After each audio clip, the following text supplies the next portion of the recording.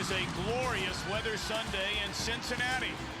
And we welcome you to sold-out Paul Brown Stadium, an interconference matchup today. The Tampa Bay Buccaneers in town to battle the Cincinnati Bengals.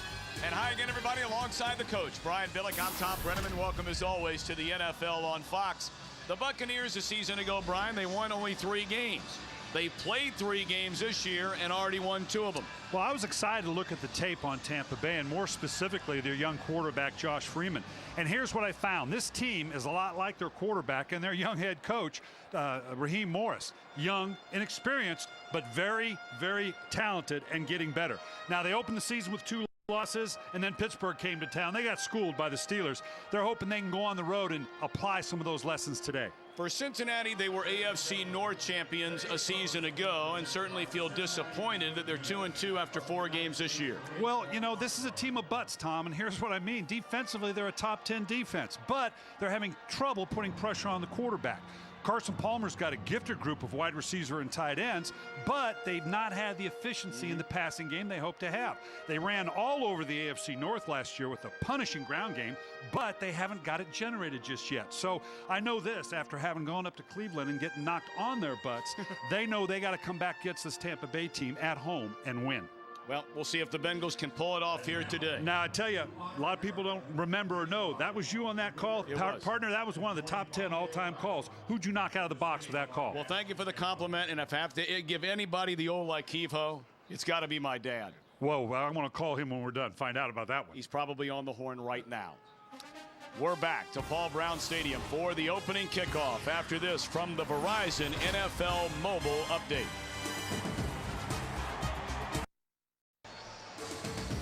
What a day to be along the banks of the Ohio River. The Buccaneers and the Bengals in the afternoon tonight, Game 3 of the National League Division Series, the Phillies and the Reds. And heck, Brian Billick, you throw in the Princesses on ice over at the arena a couple of blocks away, and better than 115,000 people will attend those 3 events combined today. Raheem Morris, in his 2nd year as head coach, the longest head coach in the National Football League, trying to win a 4th consecutive road game. The Buccaneers have not done that since 2003. And on the other side, Marvin Lewis, in his 8th year as head coach of the Bengals, the 8 years tied for the longest tenure of any Cincinnati head coach with Sam Weish and the late Paul Brown. Cincinnati has won the toss, elected to receive.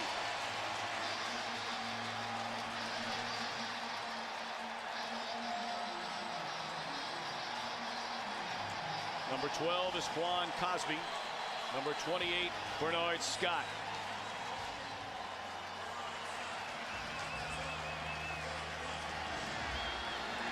And this one underway.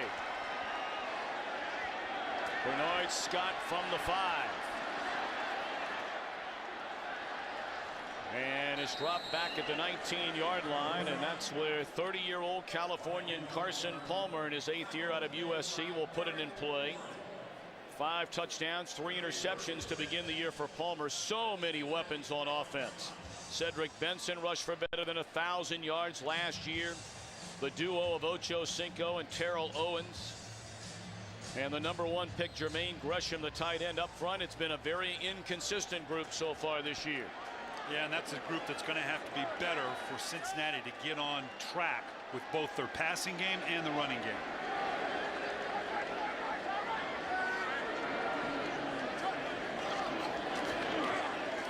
Cedric Benson, slow to get started this season after rushing for nearly 1,300 yards last year. Defensively for Tampa Bay, a lot of promising young defenders on this defense. Well, you talk about young. Styles White, the longest tenured player in just his 4th year. Barrett Ruud has led him in tackles in each of the last 3 years. And in the secondary, Cody Grimm replaces the suspended Tenard Jackson at free safety.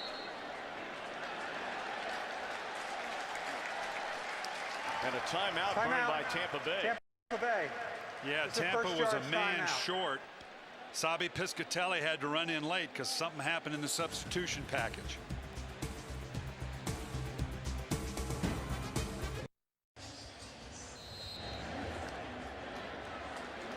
Just seconds into this one from Cincinnati.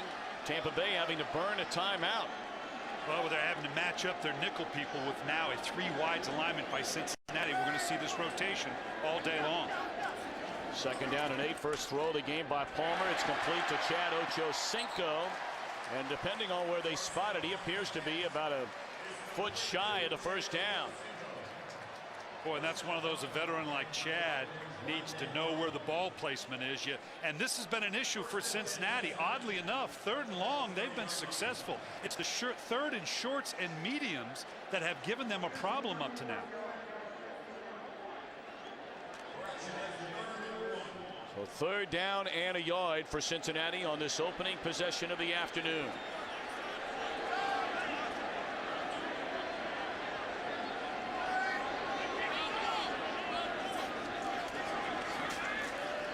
Benson bounces it to the outside, tries to cut back inside, but has enough for a Cincinnati first down.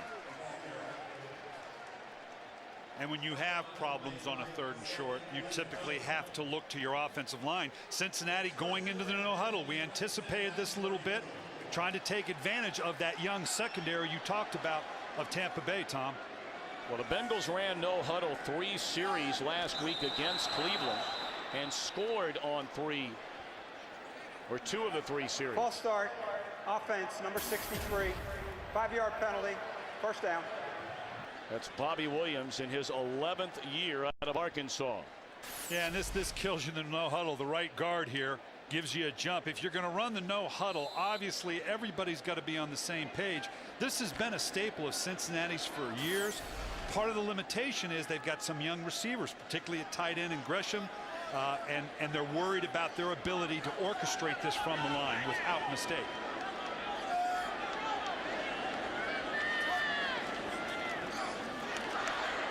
Across the middle, and the catch is made by Terrell Owens. Picks up 5.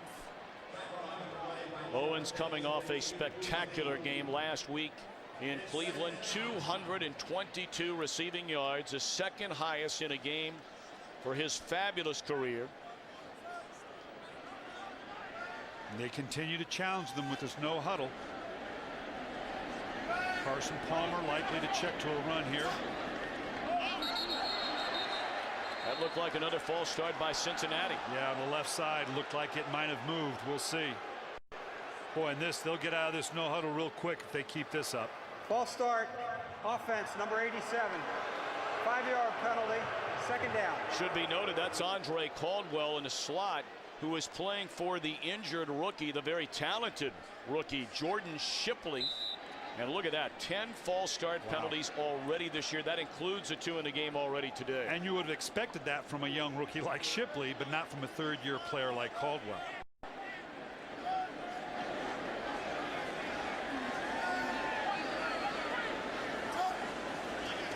Blitz coming off the edge. That's Rondé Barber. And maybe a 2-yard pickup on the short completion again to Terrell Owens, covered beautifully by Quincy Black. So 3rd and long now for the Bengals. All right, Barber comes from the outside here. You're going to see him flying off the edge, and there's no one better at this than Tiki Barber coming off this right side. Rondé Barber. Tiki could have come off the outside, but he wouldn't have made the tackle. Rondé does a great job, and there's no one better at it. Carson Palmer, nice job just dropping the shoulder and letting him go right by.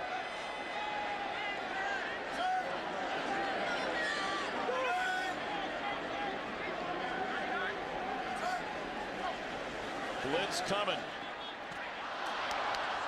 And overthrowing the intended receiver Owens is Carson Palmer. So a very sloppy start on offense for Carson Palmer and the Bengals. Yeah, and as I said earlier, 3rd and long has been pretty good for the Cincinnati Bengals. You got a veteran like Carson Palmer throwing to veteran receivers like T.O. and like Chad Ochocinco. That was just a deep middle route by T.O. and just a little high by Carson Palmer. You can tell these guys are still getting used to one another with T.O. just coming to this team within the last month. So now Kevin Huber, a Cincinnati native, on the punt. Michael Spurlock from the 18-yard line. And he is dropped at the 28 by Chris Crocker. So Palmer and the Bengals slow on its opening possession. We'll see about Freeman and the Bucs.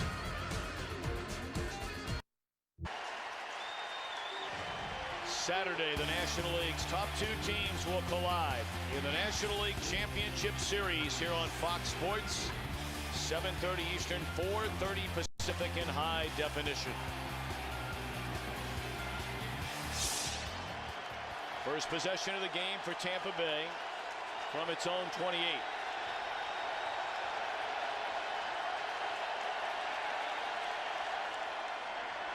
Carnell Williams finds some running room and crosses a 35 up to the 36, a gain of 8 on first down. Freeman in his second year, a first-round pick out of Kansas State. Carnell Williams, we'll see how many carries he gets today. They're talking about more carries for LeGarrette Blount and Kareem Huggins. As always, keep an eye on their talented tight end, Kellen Winslow.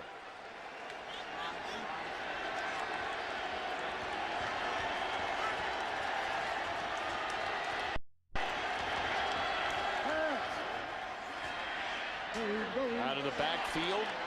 And the rookie Aurelius Ben with the reception at his first 3 NFL catches 2 weeks ago against Pittsburgh. It's a first down. Let's send it back to Los Angeles to Kurt Menefee. Well, with Jay Cutler out and Todd Collins starting, the Bears get back to their running ways. The little pitch taken by Matt Forte, 18 yards on the score against Carolina. It's the Bears' first rushing touchdown since week 13 of last year. They lead at 7-0. Tom and Brian. Bears, of course, trying to bounce back after being walloped by the Giants last weekend. On first down, Williams spins out of trouble, got a block from his quarterback, but still loses almost 6. Cincinnati's defense a season ago, 4th overall in the NFL, 6th in scoring defense. Michael Johnson starts for Antoine Odom up front. They've had very little pressure on the quarterback so far this year. Tahani Jones, their leader in the middle. And in the secondary, very good corners in Joseph and Hall. And Dukeway for the injured Roy Williams. And already Leon Hall, one of those corners we talked about, leaves the field injured. Second down and 16. Blitz coming. Freeman hit. And off the hand of Kellen Winslow. Shinadum and Dukeway charging off the edge to put the hit on Freeman. They bring in Dukeway off the weak side right here, and this is a challenge for a young quarterback. He's got to know that extreme outside rush by a safety like this is unblocked. You either have to beat the blitz with the throw or do something else to make him miss. Tampa Bay has been extraordinarily good in 3rd and 10 or longer. Best in the league, 5 out of 13 converting. Well, this is typically you look for Kellen Winslow. This is his go-to guy on 3rd down. They set up the screen and a strike. But there is a penalty flag down. It looked like there was movement before the ball was snapped. Offside. Defense, number 91. Wow. In the neutral zone at the snap. 5-yard penalty. 3rd down. It's Robert Gathers. Boy, 3rd and long, 3rd and 15. You got them to punt after a shaky start by your offense. Now you're going to give them another shot. Like you said, Tampa Bay's been fairly decent on 3rd and long. Giving them another shot, that doesn't work in percentage favor on your part. Marvin Lewis not going to be happy with that. Leon Hall is checked back in for the Bengals on now 3rd and 11. Winslow's up here.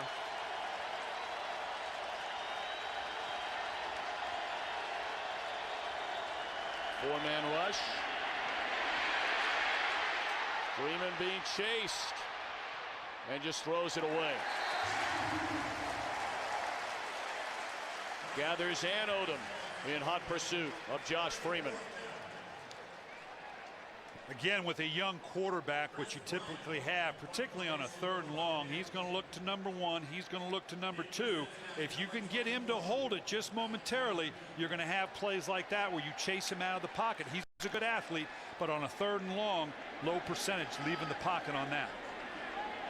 Quan Cosby and Adam Jones await the punt from Chris Bryant. Of course, Jones trying to resurrect his life and his career here in Cincinnati. And this is Adam Jones. And he's tackled all the way back at the 12-yard line, and penalty flags down on the play.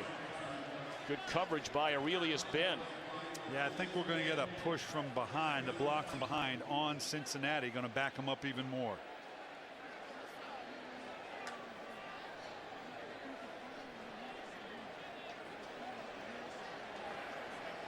Illegal block in the back by the receiving team from the 29. Penalty was during the run back, 10 yards, first down. Well, you called it, Brian Billick. And Marvin Lewis, none too happy about this start for his team. Boy, could you ask for a more beautiful weather weekend than we have had in Cincinnati? Wow. Temperatures in the low to mid 80s. And not a cloud in the sky. And it's going to get warm. It's going to be a factor late in the game because the heat here, uncharacteristically, is going to be a factor on these players.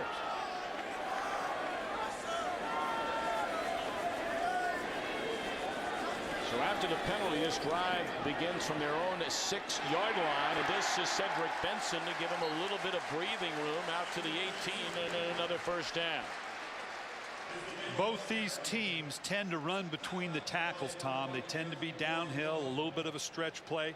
Cedric Benson, a powerful runner, the kind of guy that can stretch it, as you see here. And then when he wants to put his foot in the dirt and get downhill, he can do it with a little bit of force.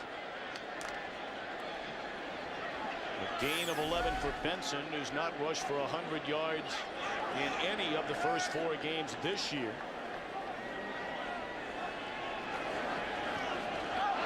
Batted ball on the quick slant. The rookie Gerald McCoy got a paw on it. Let's send it back to Los Angeles for a game break to Kurt Menefee. And we go back to the Bears running the football. Hadn't had a rushing touchdown since week 13 of last year. They've got 2, and they're not even done with the first quarter, both by Matt Forte. This one of 68 yards, and they lead the Panthers 14-3. Forte, 4 carries, 101 yards, and we're midway through the first quarter. Tom and Brian. Bert, thank you. So a big start for Matt Forte, who was nicked up quite a bit last season, but is in great shape and off to a good start today. Catch made by the rookie, the #1 pick out of Oklahoma, Jermaine Gresham, and boy, are they high on him. They are, but they're very aware of the fact this guy really hasn't played in about a year and a half. So obviously there's a lot for him to get back into that groove. He's a talented athlete, great pickup for them midway to late in the first round. If he can continue to improve and understand the offense where they can get to a little bit more of that no huddle with him in there, he's going to be a force for them. So 3rd down and 2.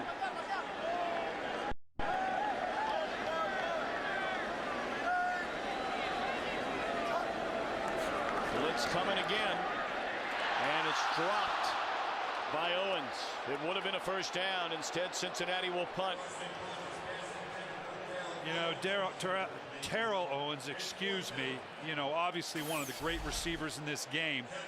He will do this, particularly on the easy catches. You love to drag him across the middle. He's such a big target. It's like seeing a tight end come across the field. But this has plagued him the last 4 or 5 years of his career. That is the 10th dropped pass thrown by Carson Palmer so far this season. A booming punt by Kevin Hubert. And Spurlock from the 21. Trying to turn the corner. And is tackled at the 28-yard line by Ndukwe. So T.O. an early drop.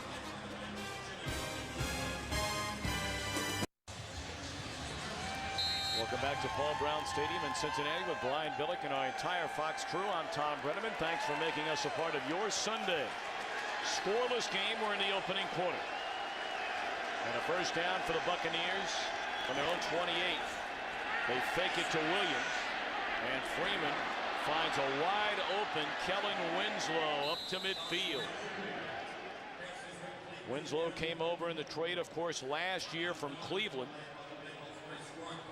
And is having a very nice run at it in Tampa Bay. And you can see Winslow here on the inside after a play fake, just getting a deep outside route. This is the matchup that Tampa Bay's got to look to. Obviously, Cincinnati very talented on the outside with Joseph and Hall. The best matchup they have on the field is Winslow versus one of these safeties or a linebacker of Cincinnati.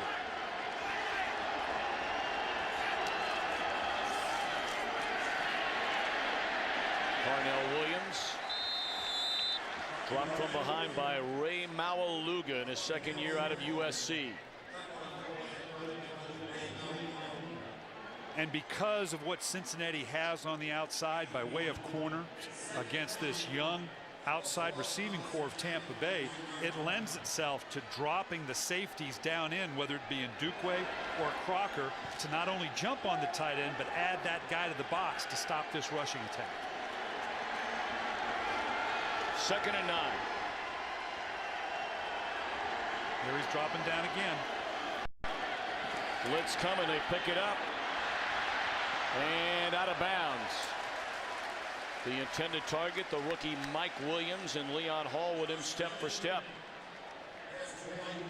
Of course, in the old rule, this might have been a force out, but doesn't exist obviously for the last couple years. Would he have come down inbounds on his own? Could he have? But it doesn't make a difference in today's rule. You got to come in with both feet inbounds. That would have been good at Syracuse. This ain't Syracuse. No, sir. 3rd down again. Always know where Winslow is.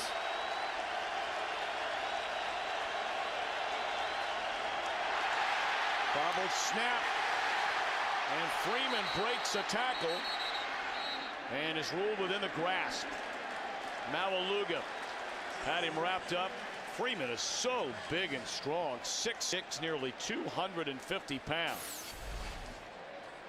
Yeah, you can see him. This guy, until you stand next to him, you don't realize just how big he is.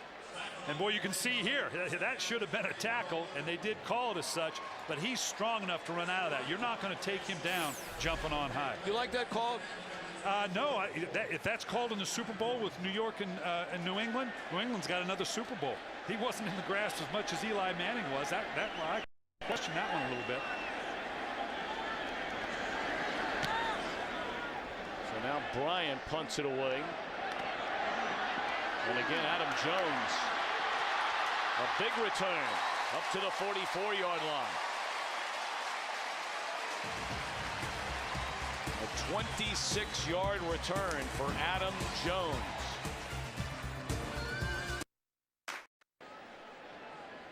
Big return by Adam Jones, of course, the 6th pick in the 2005 draft by Tennessee. Was a very good player, a very dangerous return man. Of course, he's had so many off-the-field issues, but from what we're told by Carson Palmer and many others, he has done very well so far here. It's Adam Jones, not Pac-Man. Yes. That's part of the conversion here. It's no more longer Pac-Man. It's Adam. We had a fascinating conversation with the Bengals owner, Mike Brown, about so many of the players they've given a second, a third, a fourth, even a fifth chance to on a completed pass to Jermaine Gresham on 1st down up to midfield. He said, you know, my dad, Paul Brown, we were so different. He said, Paul, he'd have a hard time giving his own kids a second chance. He said, I'm 75 years old, and I realize Mike Brown saying that I know young people make mistakes. Cincinnati back into that no huddle now. I thought they might let that cool a little bit. Let's see how they orchestrate it here, hopefully without a procedure penalty. Cedric Benson. He's off to a good start today. That's a 1st down inside the 45. Well, Benson is such a good back. He is. He's had a spectacular year last year. And last year it was the key. He is what allowed them to transform this team into a physical running attack. Wide open is Terrell Owens, and that's a touchdown.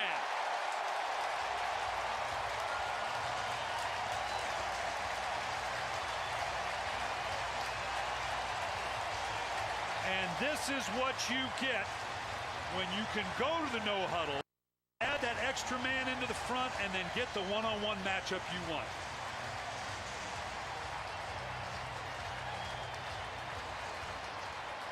'43-yard touchdown strike from Palmer to Owens. And now Mike Nugent for the point after.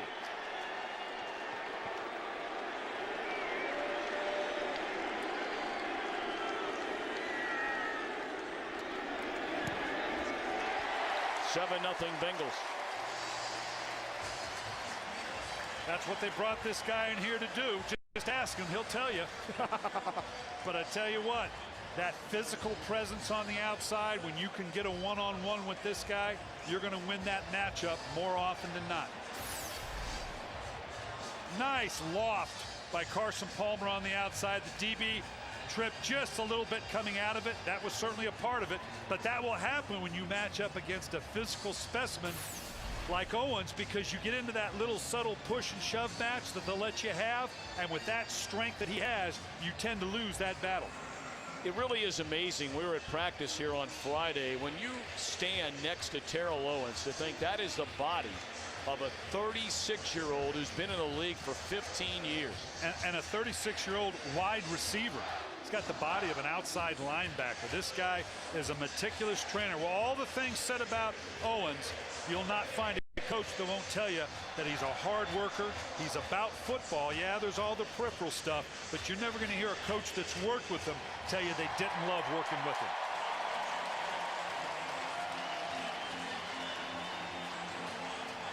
Owens last week passed Isaac Bruce for number 2 on the all-time receiving yards list, second only to Jerry Rice in the history of the game. So Nugent puts a right foot on the football. Spurlock bobbles at the 5, and he is level.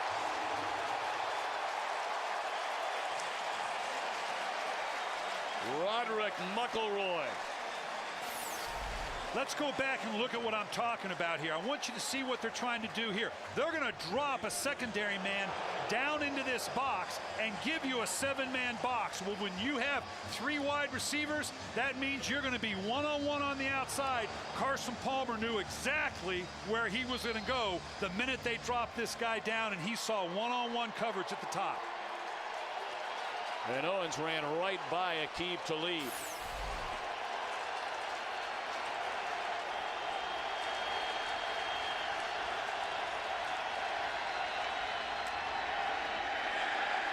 Williams stuffed at the line of scrimmage.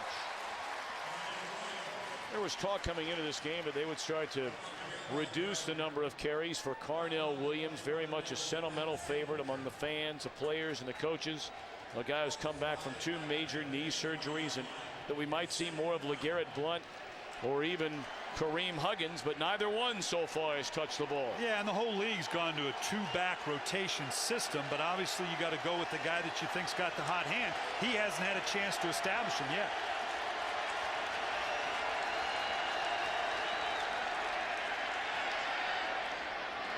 Good throw on the crossing pattern, and the catch is made for a first down up to the 32, and again it's Kellen Winslow.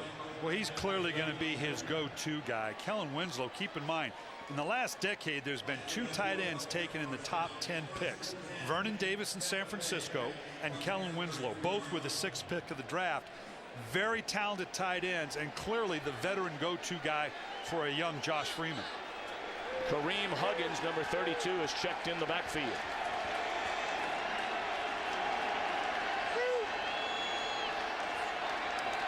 And he'll get the ball. Short pickup, tripped up by Dhani Jones.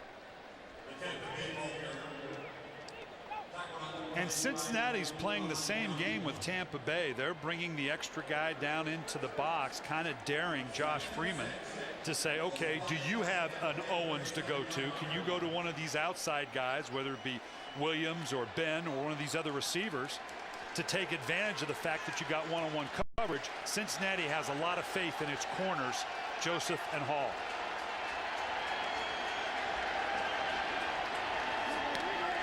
Slaughter with big running room. Still on his feet, crosses midfield and run out of bounds at the 44-yard line. He got a big block from Donald Penn, the left tackle. Yeah, this is obvious. You see this in college all the time. Just a quick screen to the tight ends. Nice job. You start inside, and you know what? You're going to put him on his backside. I'll go outside because there's probably nobody outside him. Penn in his 5th year out of Utah State. An Aggie. Signed off the Minnesota Vikings practice squad.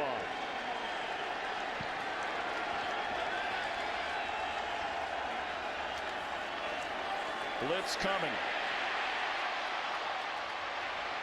Freeman is leveled, and that might draw a flag. The Tampa Bay sideline livid that no flag was thrown.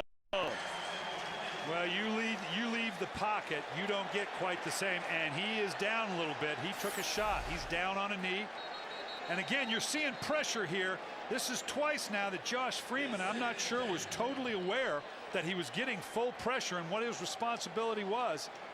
Again, when you leave the pocket, you don't quite get the same protection because now you're on the move, and that hit to the helmet below the knee, it changes the parameters just a bit. Well, they have their backup quarterback starting to get loose on the sideline, Josh Johnson. As Freeman is still shaken up over in front of the Tampa Bay bench. And it will be Johnson, at least for a play, in his 3rd year out of San Diego. A 5th-round pick in 2008. He got some playing time last week against the Steelers, went 6 for 6 for 67 yards and did throw an interception. Well, early on, they thought this might be their guy. He was with Jim Harbaugh at UC San Diego, where he made a name for himself. He's an excellent athlete, obviously a little more mobile, not as big and powerful as Josh Freeman, but can run around a little bit more effectively.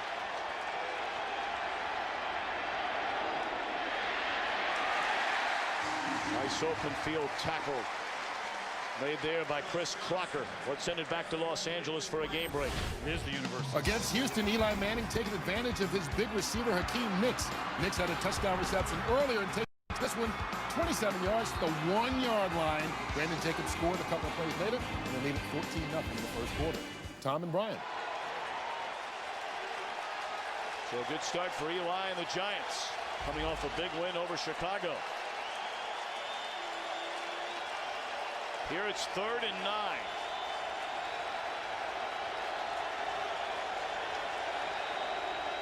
And a blitz coming, and they pick it up.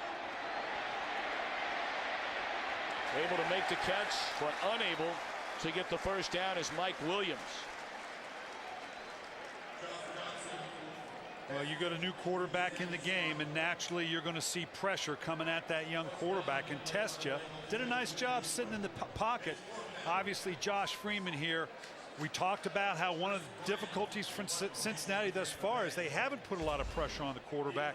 They recognize, you know what, we can't get there with the 4-man rush. We're going to bring a whole bunch of folks and see if we can pressure you that way.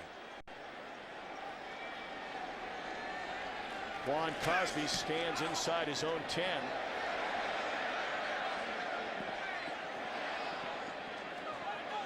Nice bounce, and the Bengals will start this drive from the 6.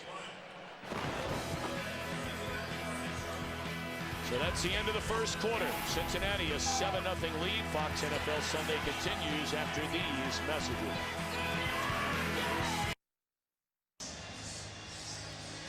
Set to begin the second quarter here at Paul Brown Stadium. The Bengals with a 7-0 lead, and for the second time in 4 possessions, they'll begin a drive inside the 10-yard line.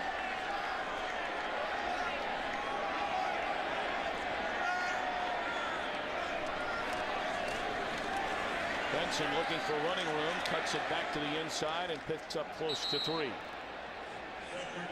And a penalty flag down.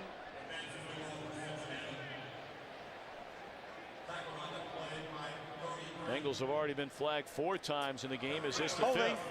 Offense, number 82. Half the distance to the goal. First down. That's a tight end, Reggie Kelly.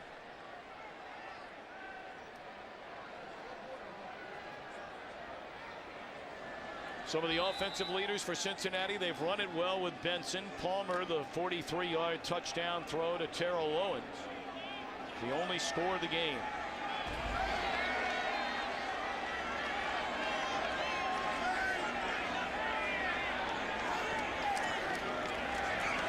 Throws from the end zone, and it's intercepted, and a touchdown.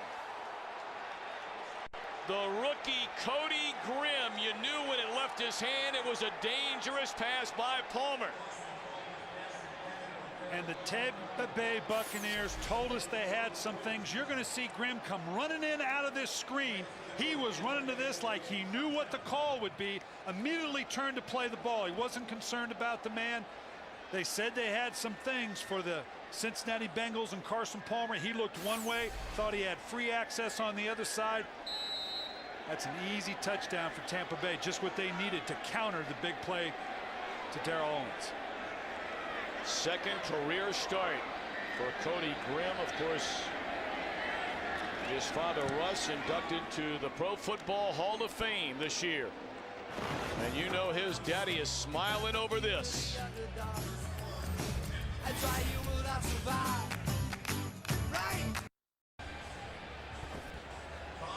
Well, Cody Grimm, his first career interception, his first career touchdown. And it's a 7-7 game in the opening minutes of the second quarter.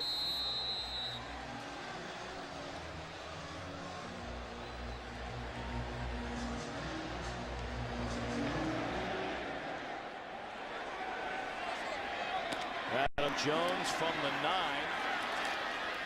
and run out of bounds at the 28. Let's go back to the interception. Well, this is what got him. You're going to see Grimm right here. He's in the interior of the defense. Carson Palmer thinks he's safe. Right here, stop. You can see his vision's down here to affect the corner. As he comes back out now, he has no idea that Grimm has buzzed underneath it here and comes up with the big interception. And he's going to have to explain to his kids, because he's going to have this picture on his wall for the rest of his life, what he was doing with pink gloves on, which we all know is in honor of the Breast Cancer Society and all that, but that's one he's going to have to explain to his kids for a while. That's going to be up on his den wall, I promise. Oh, yeah. NFL during the entire month of October, celebrating breast cancer awareness. So the Bengals back on offense, and they hand it to Benson. And a good pickup on first down, a gain of nearly 7 for Cedric Benson. And they're sticking with the no huddle. They think this is the way to calm down that defense. Obviously, we've seen it lead to a big touchdown.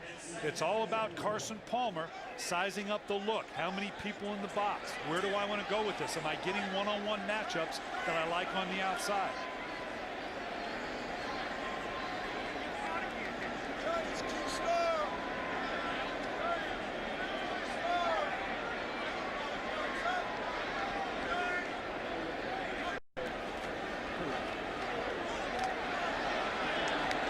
Another dangerous throw there by Palmer. It's caught by Caldwell. A very short gain. Good coverage by Barber. Let's send it back to Los Angeles. Rams kick a field goal to tie the game at 3. So after that, you have to kick off, right? Stephon Logan says thank you very much. The Detroit Lion comes out of the end zone, goes 105 yards for the kickoff return for a score. Trust me, he made it all the way, guys. They lead at 10-3 in the second quarter. Tom and Brian. All right, Kurt, thank you very much. They're bringing it out for a measurement to see if the catch was good enough for a Cincinnati first down.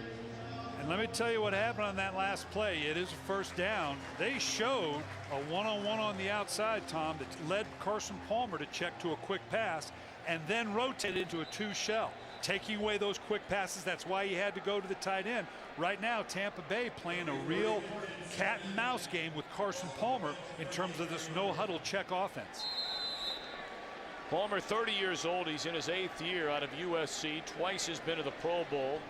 Many will remember on the very first game in the playoffs, on the very first play of that game between the Bengals and Steelers.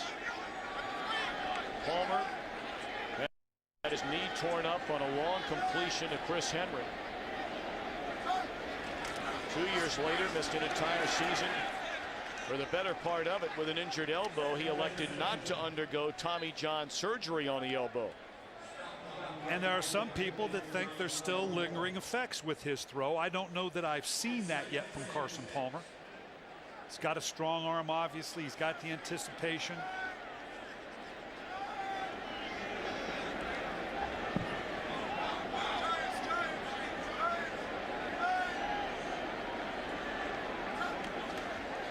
Second down and 6. Pump fake one way. And a catch over the middle made by Caldwell, and he's a couple of yards shy of a first down. And you knew coming in as Cincinnati goes in and out of the no huddle. Typically you'll break a no huddle like they have here. You'll stay no huddle on first and second down. Third down, you want a more orchestrated call. So you can see they huddle up, they get a different personnel grouping in. You want the more orchestrated call. We'll see if they indeed get the first down, will they kick back into the no huddle. Third down and a yard. Brian Leonard in the backfield alongside Palmer. And a wide open receiver is missed by Palmer. And for the first time really in his career, Palmer is starting to feel some of the heat from the fans here, based on the things you just talked about. Many wonder, will he be the guy that he was when he first came into the National Football League? And I got to tell you, Carson Palmer carries a lot on his shoulder. He's got a young group of receivers by way of the tight end Grisham, and obviously Andre Caldwell in now. Chad Ochocinco kind of runs his own route. He has to keep up with a lot of guys. That is a factor here, I promise you. Kevin Huber on the punt. And this one will be downed at the 1-yard line. Morgan Trent down there. 52-yard punt. 7-7 game. Nice job by Reggie Nelson here. No part of your body can touch the ball as you go to down it. For a while there, I thought it might come out to the 20. Nice job. The ball gets tipped. Now watch what he does right here. He tips it and then lets go. He knows that if he touches it while he's in the end zone, that thing goes out to the 20. Nice heads-up awareness by Reggie Nelson.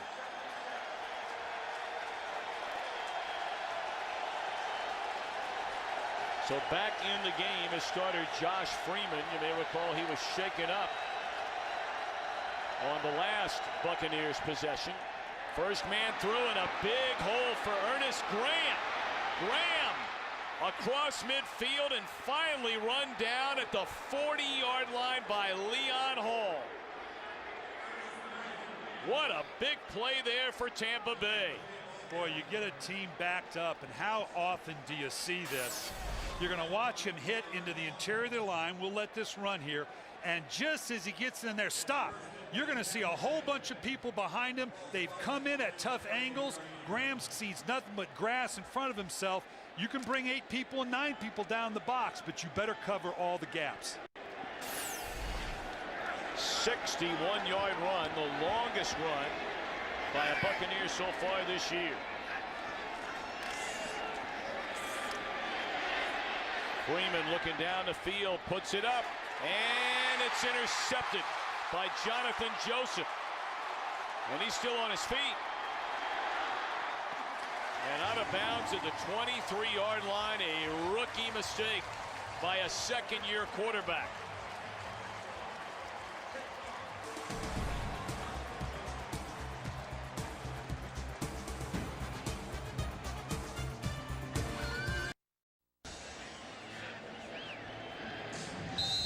Jeff Fain injured and was helped off the field. Appears to be moving around a lot better there along the Tampa Bay sideline, but the interception thrown by Freeman gives Cincinnati the football, tied at 7.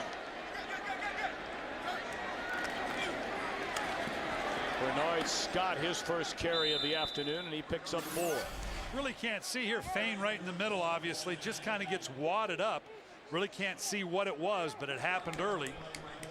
Just kind of buckles as it goes by. Hopefully he can get back in. You lose your center.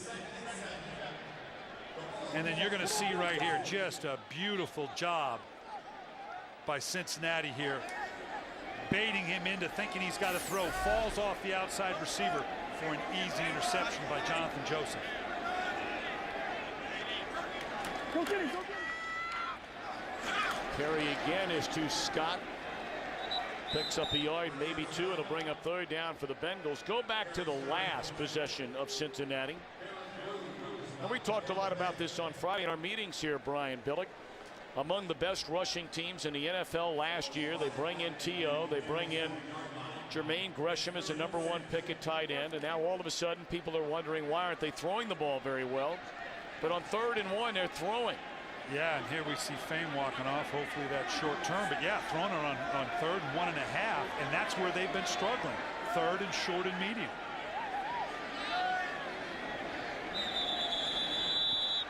Oh boy. Goodness gracious. False start. Offense, number 63. 5-yard penalty. 3rd down. That is the 11th false start penalty against Cincinnati so far this year. And this is the 2nd one on Bobby Williams. He's pleading his case, but to no avail, because you're not going to win that argument. But that's 2.5 twice. Again, now you've turned a 3rd medium into a 3rd and long. You've doubled the chances of not converting when you go from a 3rd medium to a 3rd and long.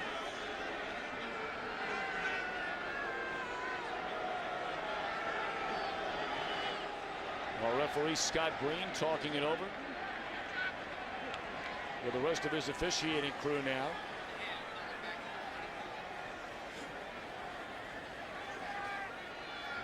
Well, whatever it was, they got it sorted out. As we said, Cincinnati's been better on 3rd and long. They're going to have to be better here to convert on this one after giving up on a 3rd and 6.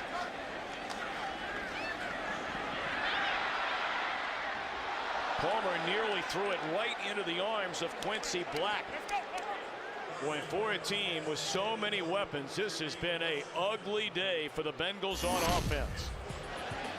And this has been a tough day for Palmer. He's already been intercepted for a touchdown. This is the 2nd ball batted down. He's had him dropped here by T.O. And again, now this all comes back on Carson Palmer. What's wrong with Carson Palmer? Well, part of it is protection, part of it's drop passes. You got to give Tampa Bay credit for playing good defense as well.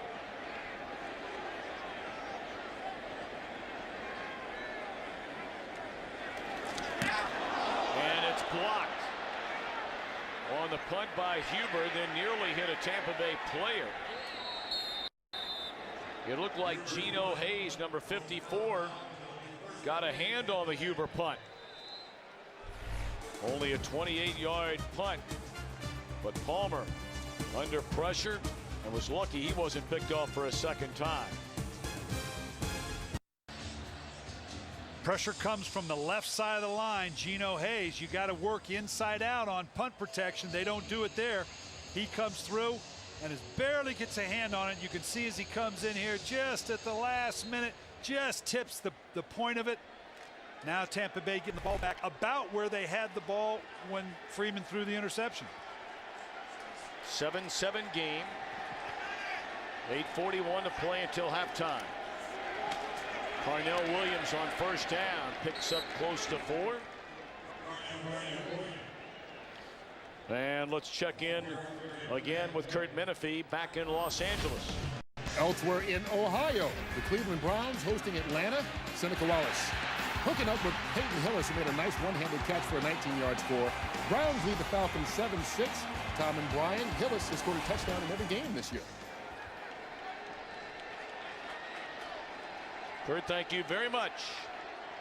Jeremy Zuda has taken over for Jeff Fane at center for Tampa Bay.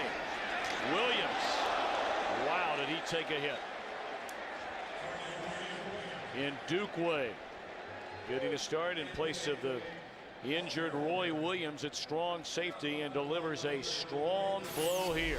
Well, he gets a downhill course here, and Dukeway comes in with a specific purpose in mind, and that is not a defenseless ball carrier there. That's a great hit that now forced them into a 3rd down play. There you get a look at 76 Zuda, who replaces Fane at center.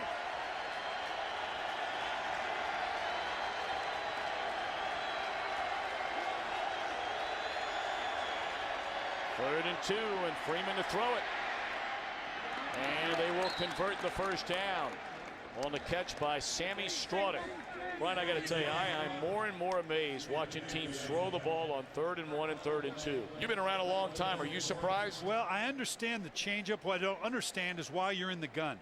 If it's 3rd and 1 or 2, at least be under center and give the appearance that you might hand off an inside dive or a trap.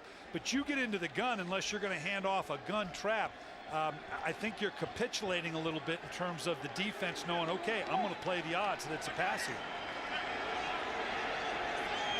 Up under center is Freeman this time and gives it to Williams, who picks up maybe a yard. We'd like to remind you there's a new way to play fantasy football, real-time substitutions in this 20-minute fast-paced game, and new games start every 15 minutes. Play now at foxsports.com/live.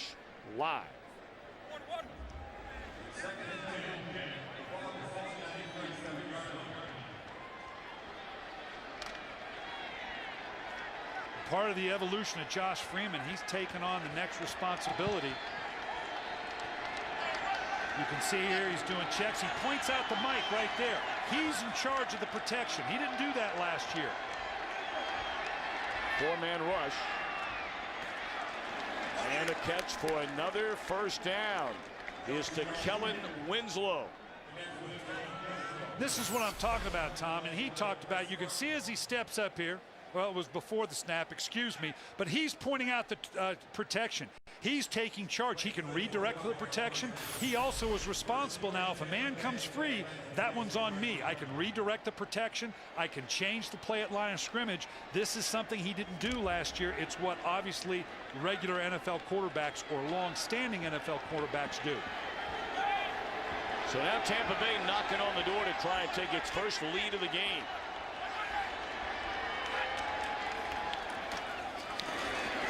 Williams buried in the backfield. Keith Rivers, the first man there to meet him, and in to clean it up a little bit behind him is Tank Johnson. You know, earlier in the week, Tom, when we talked with Marvin Lewis, you alluded to it earlier about the number of players they have here that are getting second chances. He felt the need to point that out to his team. You know, hey, Tank Johnson, Roy Williams, Adam Jones, Dennis Rowland, Cedric Benson, list goes on and on. Remember how you got here. No one else wanted you. You got to go back to playing with that chip on your shoulder. Second down and Freeman to throw it. And it's caught by Scrotter. Was he ever touched? No, he wasn't. And that is a first down. Leon Hall went diving to try and knock down the pass and never put a hand on Scrotter after the reception. Starts with a great catch. Looks like he has control. And now the question is, at any point, well, I don't know that he was touched. Looks like he went right over the top. The first down now for the Buccaneers at the 14-yard line. And again, no running room whatsoever for Williams. We're going to take another view of it here. You're just going to see him break into the outside. First off, this is a heck of a catch because he has control all the way through. That's without question. He just jumps over the top, and he realizes it. He realizes, whoa, I didn't touch this guy. He needed to drag his foot or do something to make sure this guy's down. He recognized right away, I better get back on him. Nice pickup by the officials, recognizing that he was not touched. Well down. Ninth play of the drive at the Cincinnati 15.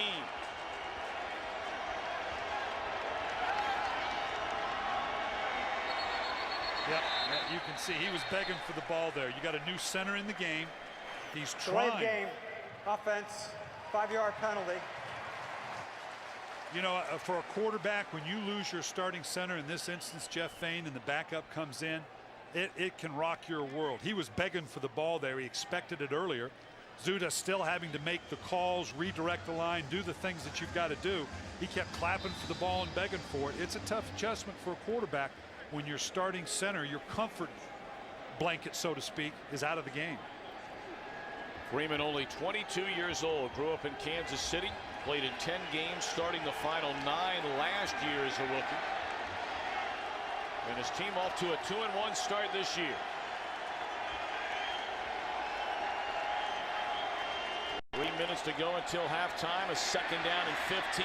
Another dangerous throw, but coming back to get it, and then fumbling the ball. And the Bengals recover. There is a flag behind the line of scrimmage, and Freeman telling everybody, hang on a minute. as Ndukwe recovered the fumble inside the 5-yard line.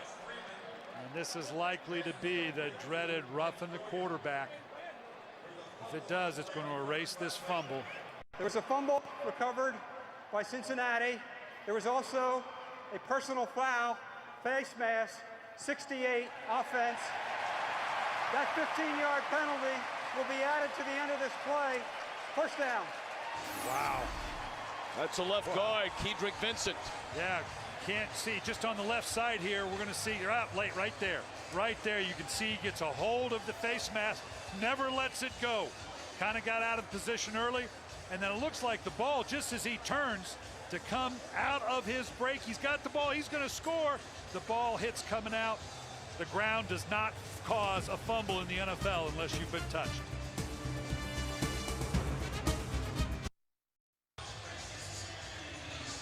A missed opportunity for the Buccaneers on a completed throw inside the 5-yard line, but then the fumble by Mike Williams.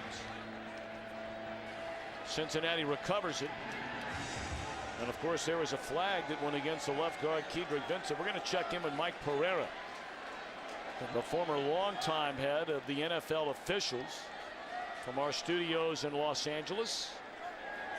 After this first down play, and Palmer to throw it across the middle. It's Owens who's chopped down after a 2-yard gain. Mike Pereira, tell us about, first of all, the fumble part of this. Well, great. Hey, the ground can cause a fumble if you're not touched down. And then the second big part, that face mask penalty carries over. It carries over and is added on because a personal foul by the offense prior to a change of possession is tacked on to the end of the play. Second down and 9. We certainly thank Mike for that explanation. It's been great to have him as a big part of Fox this year, and a big carry for Cedric Benson. It'll take us down to the 2-minute warning.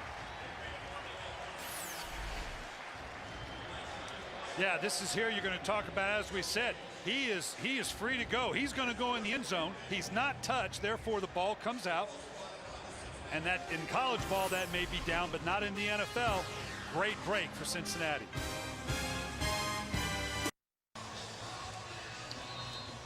Boy, if you're a Cincinnati sports fan, today is your day.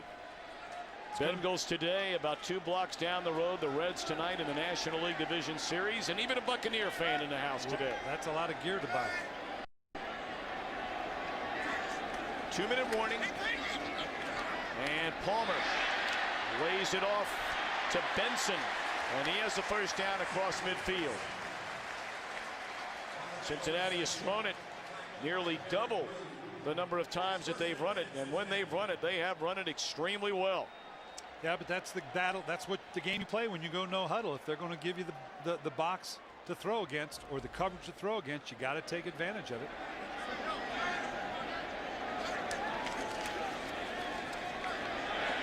Wide open is Caldwell inside the 30 to the 29. Cincinnati with all 3 timeouts remaining. Yes, they do, and that's going to be the key. They got all 3 timeouts. Now they've just used 1, looks like. And they've got them to burn, so you're inside of 2 minutes. Actually, you got a minute and a half. The timeout situation, clearly now you got a couple priorities here. It's not a matter of just scoring. But again, you want to score, but you don't want to give the ball back to the other team as well. You know, we wondered, Brian, coming into this game, we wondered about the youth of Tampa Bay. You talked about it, a young head coach, a young quarterback. We've seen some youthful mistakes. We've seen some very, very good things, which I would imagine you expect from a young team. You do, and their teaching moments. We're also seeing uncharacteristic mistakes out of the veterans of Cincinnati. So it's not just a young team. They've missed some opportunities. 2 in the red zone now, the interception by Freeman, and then obviously you had the fumble by Williams as well. Huge opportunities when you're on the road. Cincinnati, if they can score off of this, they can take the emotional ebb and flow of this game back in their favor going in at half. All right, 1st and 10 at the Tampa Bay 28-yard line.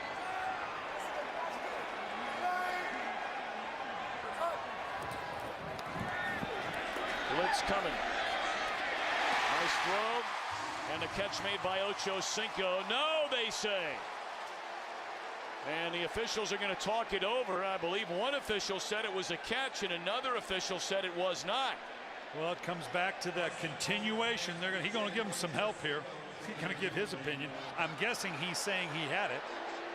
But the officials have to. The continuation doesn't go on forever. At what point did he have control? Did he show continuation? That's what they're discussing right here. It is a catch. Boy, that's a big call. Play was ruled a completed pass. Obviously right here, he just runs to the outside. Great throw by Palmer, taking him clearly out of bounds. He establishes in bounds. He's got control. Oh, boy. I don't know that I see the second act up the field. Boy, I don't know. That we're inside 2 minutes, so if that's going to go to review, it's going to have to come from above. And that's exactly what's going to happen. I don't know right there that you can say that's clear control through the act. I think there was enough movement of the ball there. This is something they're going to have to look at from above and instigate from above. While they take a look at that, coming up on the Visa halftime report, Kurt, Terry, Howie, Michael, and Jimmy will have scores and highlights from around the NFL.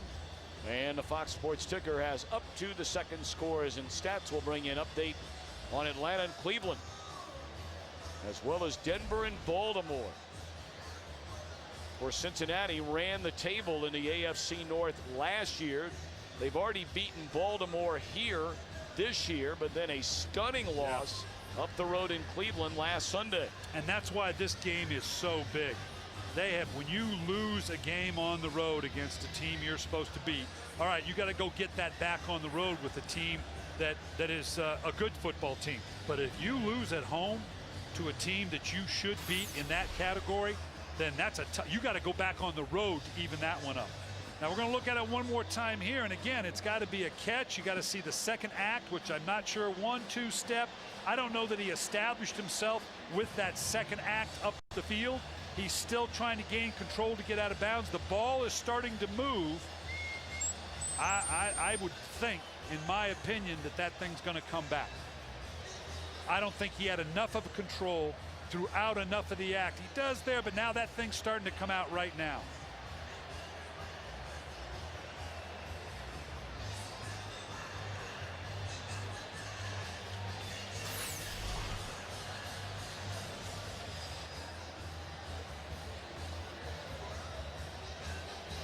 Nice continuation here by Biggers. This is why you constantly tell your DBs, just finish the play.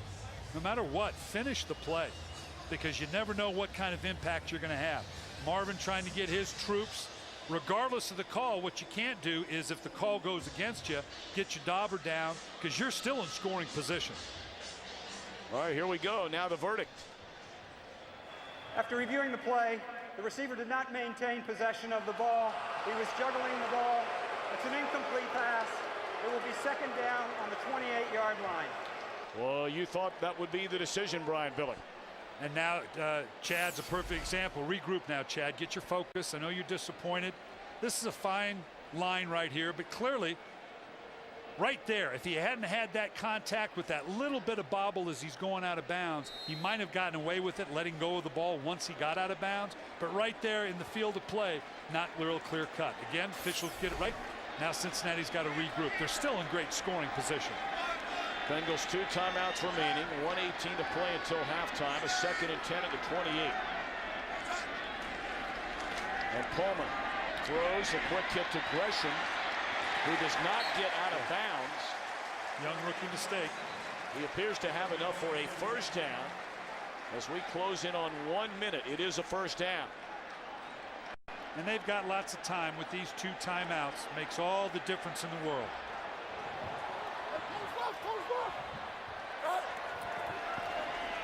Palmer throws. Bengals tackled at the 13, and they will indeed spend a timeout, stopping the clock with 47 seconds until halftime. Now what you're apt to do here, you got a couple options. You can call 2 plays in the huddle. You can call a 2nd and a 3rd down play. You'd like to keep that timeout, that one remaining timeout, in your back pocket, because should you get a first down, that gives you a lot of latitude with that timeout. I can run the ball if I want to, but if they choose to run the play here and then call a timeout, you still have plenty of time to run what's called your bingo field goal team on. If you go for it on third down without a timeout, you don't get it. You still have plenty of time. For us, it used to be the bingo call. You get your entire field goal team running on the field. They don't have to huddle up. They can run right on to get the field goal. So they can do this one of two ways. I'm not sure I wouldn't have a two-play, hope to get a first down, because I got a lot of time to take a couple orchestrated throws into the end zone. So the Bengals have really struggled in the red zone so far this season.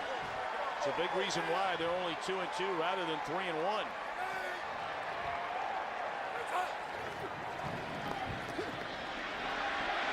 Palmer looking around and throws it away. 41 seconds remain. It's a third down. Well, the fans kind of booing there, but you certainly don't want to force the ball in where it doesn't belong. At the minimum, you have 3 points here, assuming obviously they can kick the field goal. You've taken the emotion back to your sideline. You've got an opportunity to take a shot now, and this doesn't have to be the end zone. We got a man down. This is Brian Price out of UCLA, one of their draft choices this year. Price has been playing very, very well in the early part of this season. A hamstring injury slowed down his offseason after being drafted in that second round. But they're very high on the future of Brian Price. Well, they've got a 1-2 pick here, first round with Gerald McCoy, big defensive tackle out of Oklahoma, and Price. People will tell you, build defense, you build inside out, and they're clearly doing it with Price and McCoy. Hopefully this is something that's just temporary for him. This is an incredibly young Tampa Bay team. I mean, when we say young, you can say young, but Rondé Barber at 14 years in the league. They've got someone else I can't think off the top of my head with 10 years. I think it's Jeff Fain. And everybody else, this is a young football team. So when we say young, we mean young. Two years after our Super Bowl, we had 19 rookies. You talk about young now. You had to weekly. Okay, here's the bathroom. The stadium's here. Okay. The airport's over in this part of town. I mean, you never cease to cover everything when you got a young football team. All right, third down. 41 seconds left until the half. Bengals at the Tampa Bay 13.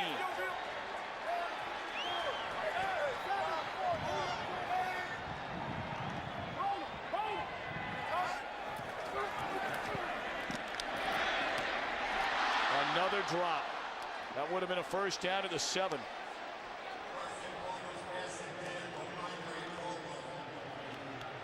Yeah, that's 2 drops already. One by T.O., one by Caldwell. The killer, you got plenty of time to run up, kill the ball, take another shot. But now you got to run the field goal team on. And now here's the tough one. You've just driven the length of the field. You've run a 2-good-minute offense. You're going to kick probably a field goal. How do you go into the halftime not feeling upset that you didn't get more? The emotional ebb and flow of this game, you got to stay up. 31-yard attempt by Mike Nugent. And it is good by Nugent, who grew up just about an hour north of Cincinnati in Centerville, and of course played collegiately at The Ohio State University. So a 10-7 lead. 33 seconds to play, and again the Visa halftime report coming up. We'll bring you up to date on Atlanta and Cleveland, Denver and Baltimore, and all the action and a lot of early action around the NFL today. Well, at the end of the day, you celebrate whatever win you can get, and we're a long way from this one being decided, so that's what your focus remains. But Marvin Lewis, he's going to have to pull a possible blue Vayner in the halftime with his team, because you're coming off a very ugly loss against Cleveland on the road that you should have had. We've already talked about the importance of this game in the division they're in. You're chasing a very good Pittsburgh Steeler and Baltimore Raven team. Marvin knows that. If you lose at home, against a quote-unquote inferior team. You got to go get that against a good team on the road, and in this division, that's a hard thing to do. And Brian, when you look at this Cincinnati schedule, it is ranked as the 4th toughest schedule in the NFL. I got to tell you, when you look at what's to come after this game today, I find it hard to believe there are 3 teams that have a tougher schedule than the Bengals. That's why this one's so big.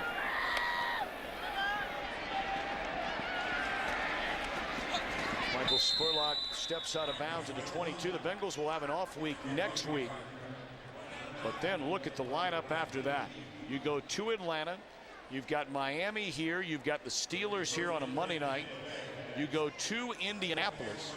Maybe you catch your breath at home against Buffalo, but the remaining opponents after that, against the Jets, New Orleans, the Steelers again, San Diego on the road, Baltimore again.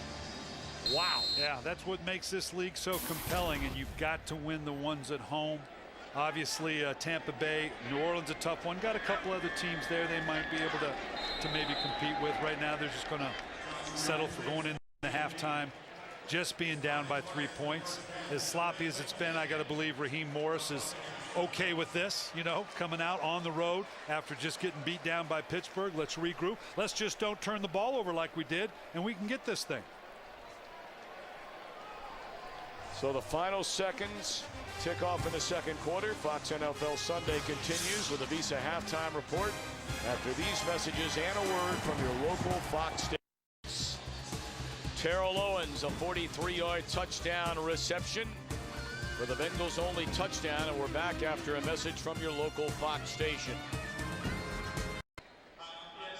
Just about set for the start of the third quarter. 10-7 Bengals in front. All right, Brian Billick, for many, many years you were the head coach successfully, I might add, in Baltimore, winning a Super Bowl title. For the head coaches in this game, are they 2 very different messages, one being a young team, the other a favored veteran team? Well, the message is the same. The tone is different. For the young Raheem Morris and his young guys, we're only down by 3. We're on the road. We're killing ourselves. Let's just eliminate the errors. For Marvin Lewis was the veteran team, it's got guys, we're killing ourselves with these errors. We cannot win if we don't stop shooting ourselves in the foot. Well, Cincinnati will kick off to begin the second half. Carson Palmer hitting on 13 out of 22, had a couple of big drops, especially there on that final drive at the end of the second quarter, resulting in a first down. It would have been, and Caldwell caught the pass inside the 7. Forcing, of course, the Nugent field goal to put him ahead by 3.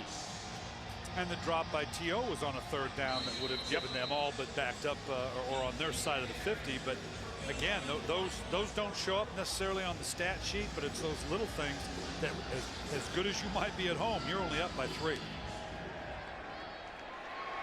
Michael Spurlock from the 3-yard line.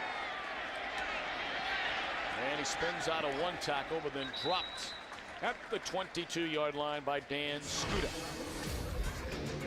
Early on, the 43-yard strike, Palmer to Terrell Owens, 7-0 Cincinnati. And then from his own end zone, the interception thrown to the arms of the rookie Cody Grimm to tie it. And the field goal by Nugent with less than a minute to play, giving the Bengals his current 10-7 lead. Freeman is hit on 8 out of 13, 107 yards, and has thrown an interception.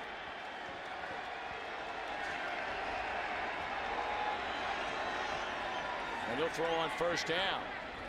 And the catch is made by the rookie Mike Williams. A gain of 7 on first down. Yeah, and you look at these, it's a fairly even ball game as you would imagine. The difference here, obviously, for both of them, no continuity, because you're talking about 1 of 4 and 1 and 6 on third down conversions. You got to start converting on third down to give you a chance to get to that run game when you can balance up the run-pass ratio. Called a gain on 8 on first down. And Carnell Williams, his best run of the afternoon. He's up to the 45-yard line. Broke a tackle of Chris Crocker. And they'll move the chains on this opening possession of the second half. Nice job again by Tampa Bay. A couple times we've seen when Cincinnati brings its people down into the box for the block for the run game. You can't all bunch up in the same gap. Otherwise, nice run by Tampa Bay. They need a few more of those to hold on to the ball. A nice orchestrated drive here.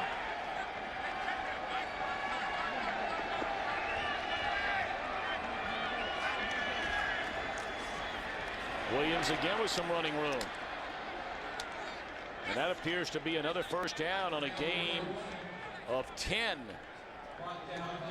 Yeah, this is what I'm talking about. You're going to see right here, the linebackers are up in the A gap. They're trying to convince you ought not to be running.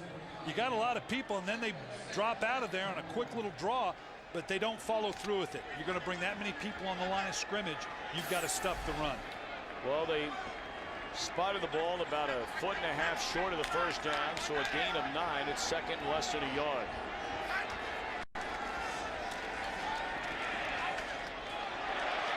It appears to be enough for a first down. Or did he drop it? Nope, couldn't hang on.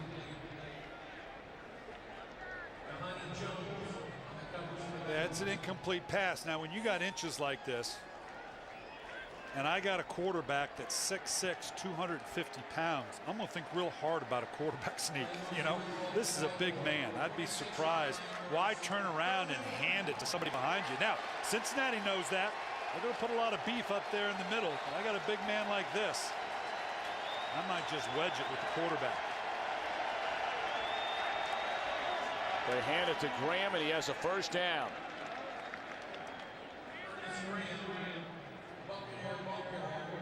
Or you could turn around and hand it off to your 225-pound up back, which is not a bad way to go. You saw the tailback go flying out there. That's setting up the next 3rd and 1. Now, typically, and this will be a test for Josh Freeman, you get a first down, you're on the 40-yard line. A lot of teams, this is where you're going to get a play-action fake, maybe go vertical. Unless Cincinnati wants to get into a real shell defense, we might see that shot here.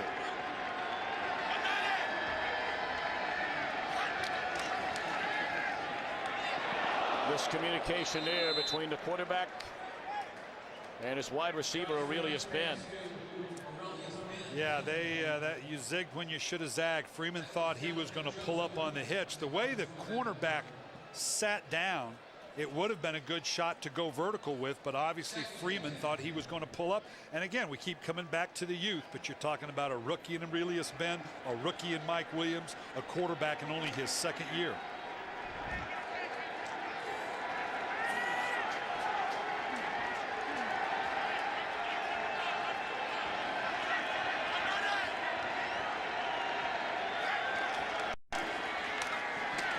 Second down and long, and this is LeGarrette Blount, the rookie out of Oregon,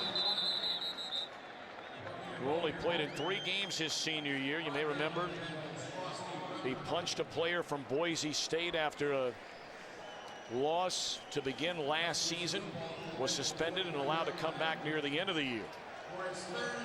Well, and they're getting like so many teams. Here you can see now we're getting a little bit more evened up in the play selection. Why? Because we've got a long drive, a couple first downs that allows you to get to that balance that everybody wants to have with run and pass.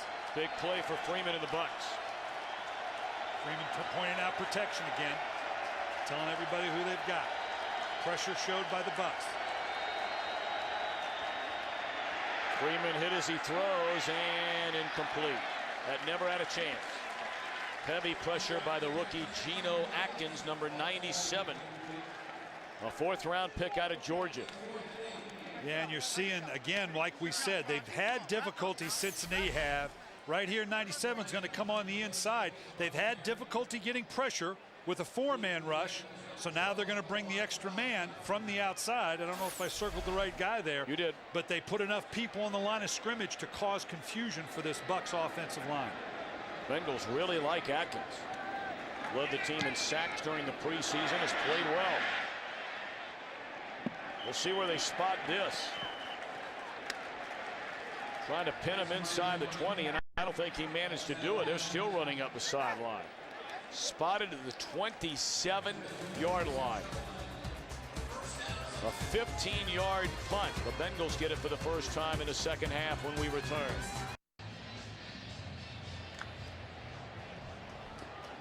10-7 Cincinnati in front, starting this drive at the 25-yard line.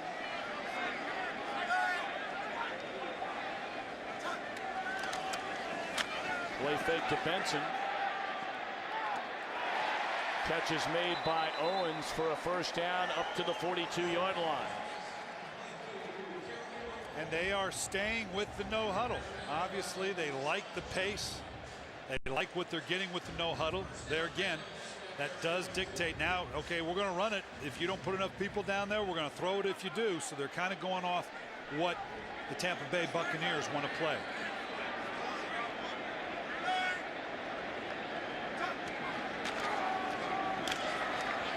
And the tight end is a lead blocker there in front of Benson. Jermaine Gresham, and he's up to the 47-yard line. You know, a lot of people ask me, Tom, how do they spot these punts? And what happens here is you say, well, how does he know where the ball goes out? Well, here's what happens. The referee, Scott Green, he will tell this guy, keep coming until they find the point where he's going to mark the ball.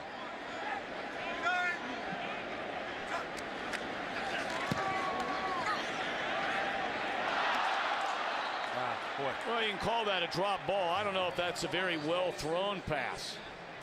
Yeah, that's and you can see here, just go back to the point, he's got his hands up, he's going to go. As soon as Scott Green tells him, yes, this is where you've arrived at where the ball goes out, he's simply going with the referee. Everybody's got their angle. Yeah, that's 3 drop balls now, Tom, you know, and that'll kill you as a quarterback. That momentum that you want to get. We saw with Tampa even up the run-pass ratio because of a nice long drive. Cincinnati's got to manufacture the same thing here now on a 3rd medium.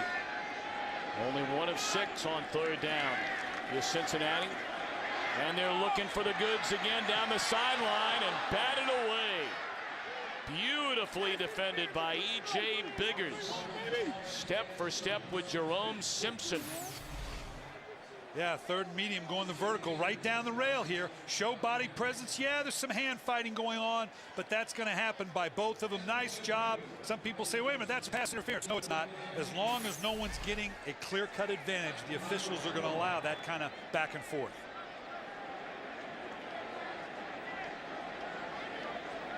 Kevin Huber had a punt deflected back in the 2nd quarter.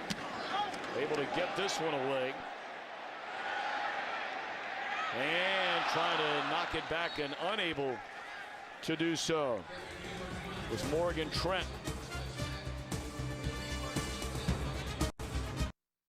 This Tuesday after Glee on Fox. 10-7 Bengals lead. 10:38 to play in the 3rd quarter. And the Buccaneers with the football, and Freeman to throw it on 1st down and flings it over the middle, and it's caught by Aurelius Ben up to the 37-yard line and a 1st down. Josh Freeman, as is typical of big physical young quarterbacks, now he can put it on a rail. He's got that strong ball. What he's got to develop is that ability to drop it into those holes in behind the linebackers, in front of the secondary. He can throw those kind of throws all day long.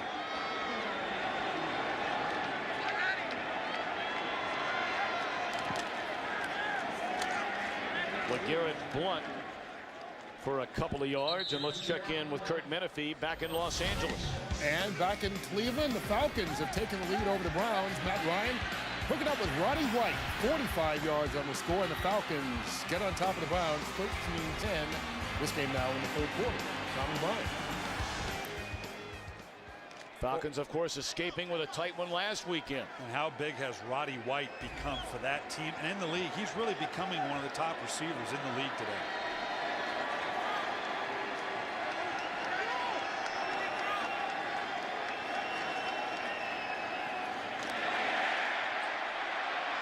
Breaking out of one tackle is Garrett Blount, unable to escape another. And a flag comes in. Pat Sims initially had him wrapped up.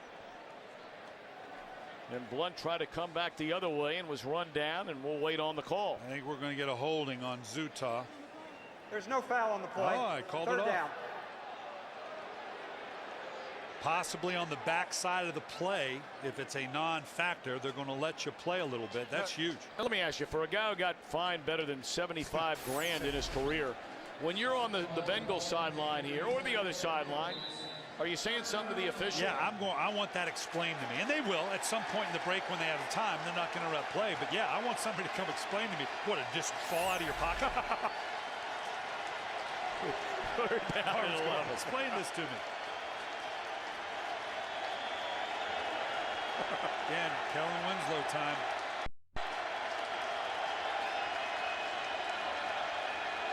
Blitz coming. And Freeman running.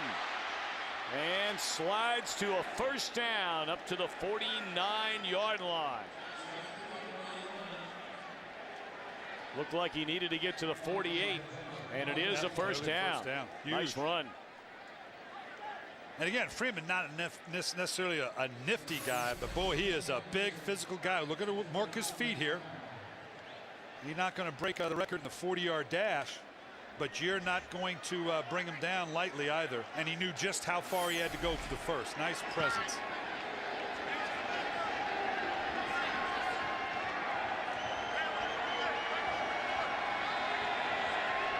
Play clock was down to 1, and Freeman has to spend a timeout. So we'll take one with him. 3-point game in Cincinnati.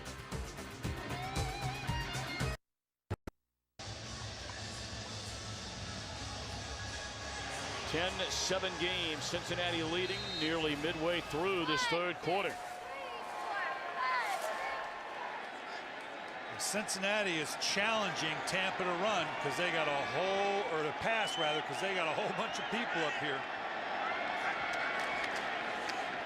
Play fake to Blunt.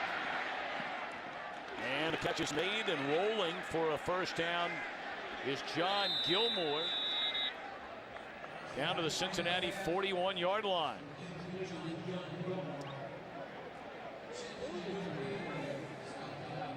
Yeah, big thing here, obviously, this interception led directly to the 7 points that Tampa has. The interception by Josh Freeman didn't necessarily take points off the ball. It was deep. But Tampa's been able to get the run game cranked up a little bit more because they've been able to extend their drives a bit more.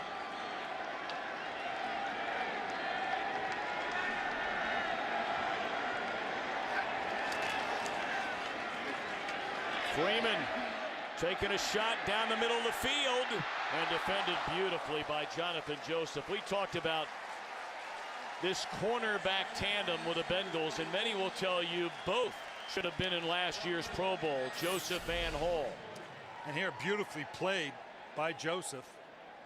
And then you throw in Adam Jones into the nickel. You know, you got to have basically 3 starting corners in the NFL, and they feel like they do, obviously, with Joseph, Hall, and now Adam Jones. This is tough on a quarterback. Hard play fake. You come out of it blind. You basically have to throw up a jump ball. I don't know that I'd attempt too many of those with both Joseph and Hall.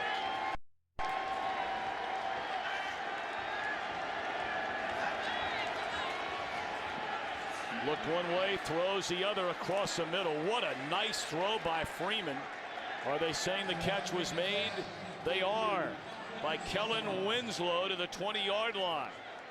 Boy, what a nice throw here. Yeah, this is that laser shot right here. You're going to see Winslow just coming off the line. If he's on the line, he needs somebody to jam him. He looks off the free safety and then fires that fastball into one of the most talented tight ends athletically in the league.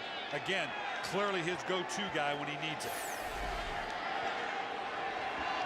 So now Tampa Bay 1st and 10 at the Bengals 18-yard line. Little delay, they give it to Blunt, and nowhere to go. You know, outside of the one big run today by Graham, there's not been a lot there from a rushing standpoint. The overall rushing numbers look good, but of course one carry was for 61 yards. Well, the difference is Tampa Bay is calling and running their runs. They're not going on a check system. What Cincinnati's falling into, good or bad, is that if the numbers aren't right with the box, I'm going to throw it. And at some point you have to be able to run against a box that has an extra man if you want to run the ball. That's what Tampa is attempting.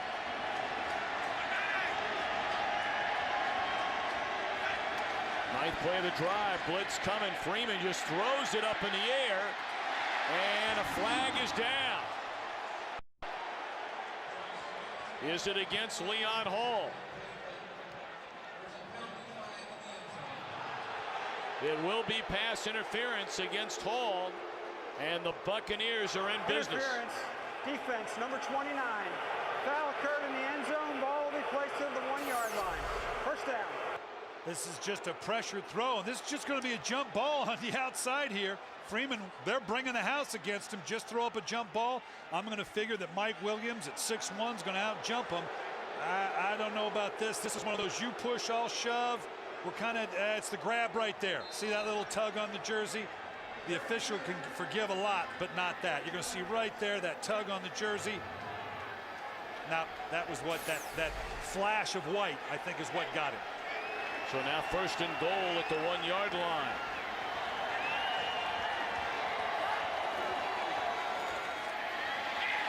And Graham, a touchdown. He broke the plane. And Tampa Bay has its first lead of the afternoon with 5:28 to play in the third quarter. And as you see, and we get asked this a lot, clearly as he starts to go down, the ball breaks the plane. And people are constantly asking, why is that not a fumble? Why is that not continuation? Because the guy had possession. He doesn't have to establish himself in the field of play like a receiver does. A lot of people don't understand why a catch in the end zone doesn't have the same rule. It's because the ball carrier obviously has already established possession. The point after is good. So here we are with 5:28 to play. The Boo Birds out as Tampa Bay is taking a 4-point lead.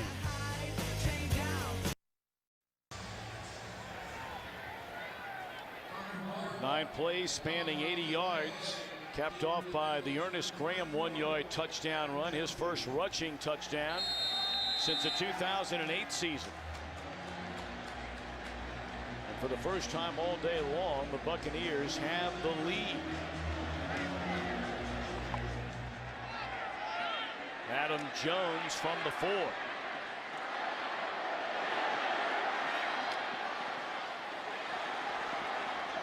Still on his feet, and he's wrapped up and dragged down to the 28-yard line. Let's go back and look at the touchdown. As you can see, Graham gets to the outside. Just to continue our thought here, as he goes down, it's where's the ball when his knee touches the ground? There. His knee is down, and the ball has crossed the plane. Clearly, that's a touchdown.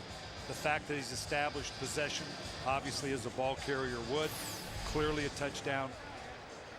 And now we're going to see, I'm going to be interested to see if Cincinnati does maintain its no-huddle profile.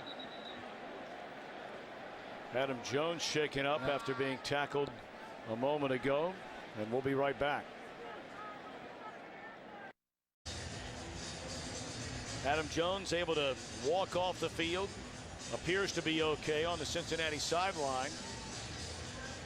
But his team not okay against this young Tampa Bay Buccaneer club. 14-10 Bucks. A long way to go. Well, I'll be interested to see if Cincinnati remains with the no huddle or whether they opt for a more orchestrated call.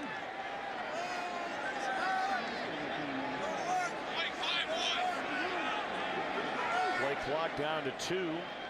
1. They get off the snap. Benson. And I got to tell you, Brian, if I'm a Bengals fan watching this game right now, I'm saying to myself, how does Cedric Benson average 8 yards a carry, and he's only carried it 9 times all day? Yeah, and here they can see they got it all bunched up in here. He breaks out, and there's plenty of people down that box, and here they again go to no huddle. They obviously think this is the way. Very loose secondary. They may opt for a run here. Benson, another big carry. And that's a gain of 11 more for Cedric Benson. Now in this cat and mouse game, I imagine you're going to see if they stay in this personnel grouping, and what they're doing is flexing the tight end out in a 2-back set. Does Tampa now bring the guy down into the box? As long as you continue to give him the shell, he's probably going to continue to keep running.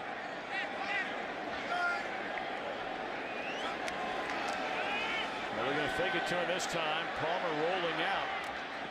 And Ocho Cinco for a gain of close to 5. And this is a good personnel grouping if you're going to stay with the no huddle, because of the way you can break out of it. You can see the disparity that you've been talking about, although it's beginning to even up if they continue to press the run here.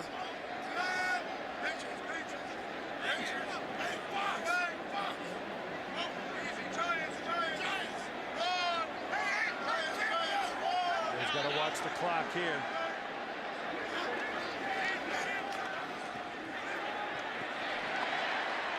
Benson wisely lunges forward to get the first down to the 32-yard line. And they'll view that like a run, Tom, in terms of the chip, take the shot down the field, not there, drop it off. It's like an extended handoff. They've got Grisham in the backfield like a fullback. Let's see if they leave him there.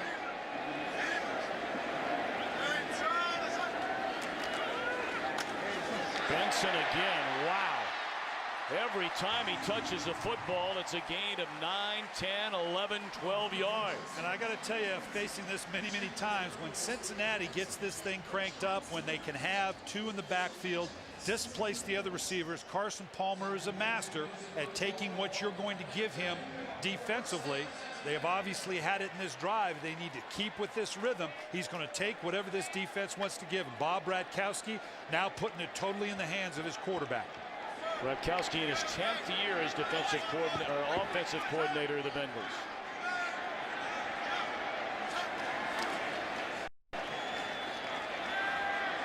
Palmer will throw it away. Again, let's check in with Kurt Menefee back in Los Angeles. The Detroit Lions' Nate Burleson getting away with a little premature celebration here against the Rams. Sticks the ball out early, but it didn't cost him. He gets into the end zone, 26-yard score. The Lions looking for that first one of the year on cruise control in the third quarter. Wow. And no good for them. Brian, you and I had their game last week at Green Bay. They nearly pulled off the upset there. Of course, they had the controversial call on the Calvin Johnson catch in the end zone that wasn't a catch. They're doing the right things.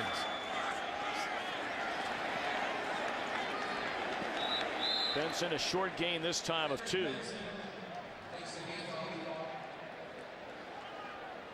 Bring up third down and long at the Tampa Bay 17-yard line. Benson has eclipsed the 100-yard rushing mark today. The Bengals are undefeated since he came to Cincinnati, when Benson carries for over 100 yards. They got nobody in the backfield, so they're going to send a lot of bodies deep.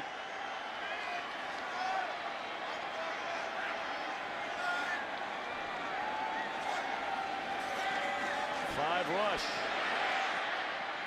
Incomplete on third down. So Kyle Moore and Tim Crowder sandwiching Palmer just as he was set to throw it, and now the field goal unit comes out. Well, when you don't have anybody in the backfield, that's a long time to hold those blocks. At some point, you got to get rid of the ball. They've sent 4 verticals with a shallow guy underneath, hoping to catch something deep. If not, drop it off. Hopefully, he can run for a first down. Didn't happen. Now they're hoping to obviously pull it within 1.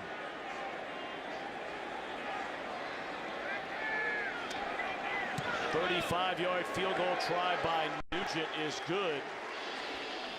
And there's a lot of screaming and yelling going on that Cincinnati sideline. Jermaine Gresham is very upset about something or it's someone.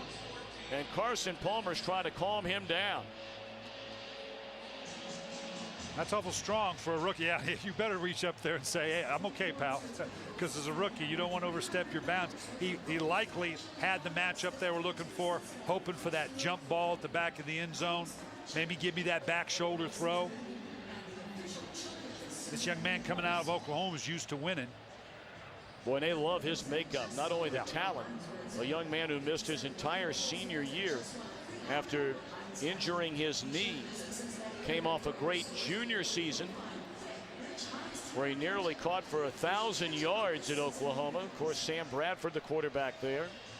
And he's hearing it from just about everybody down there right now, including Marvin Lewis. You know, he's trying. It's a teaching moment. Okay, young man, look, I understand what you're saying, but if you let that frustration get to you, you're no good to me on the next drive when I'm going to need you. Point taken. We'll discuss it. Now move on. It's all part of that teaching moment you look for as a coach, particularly with a young player like Gresham for Marvin Lewis.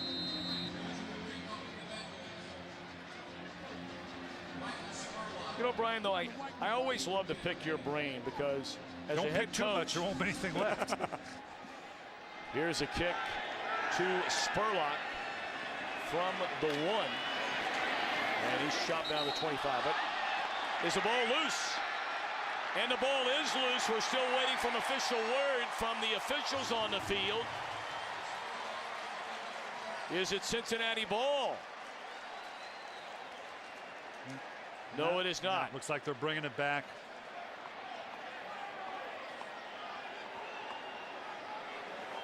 They're saying he was down at the 25-yard line. We think. Well, they're placing it like it is. Again, clearly he's down by contact, has control. Well, I don't know. It rolls out late. But how clear it's got to be, and the recovery. Remember, down by contact rule has to be clearly down. Boy, it looked like it might have been coming out. That might, of course, there's no use in challenging it because it wasn't real clear cut where the recovery came from. And Marvin Lewis, I think, just threw the challenge flag. He did. Remember now, what I'm saying is it takes two parts. Did the ball come out? And if it did, was it clear cut with regards to the recovery? That's why they play through it. We're going to see. Cincinnati is challenging the ruling of the previous play. We'll go over under the hood and see now. From that angle, it looked like it was coming out. We're going to probably need a cleaner look. But now, yes, I've got possession and recovery. So that's clear cut. That part of it's easy. Well, you saw the strip. Yeah, let's bring it. If we can look at this again. He's got the ball. We made no question about that. If we can bring this back, and just as he's going down, a hand reaches in. I don't know if this angle we'll see. Right, stop right there. Right, that is out. Now, did it come out just early enough? From the earlier look, it looks like that thing is out before he comes down. They've got both parts, if indeed they view that. Okay, we know they've got the ball. Watch his left forearm. It is down, but now it's out. It's out. If we could bring that back a little bit. That ball looked like it was coming out. The left elbow was down, but the ball was coming out as he came down.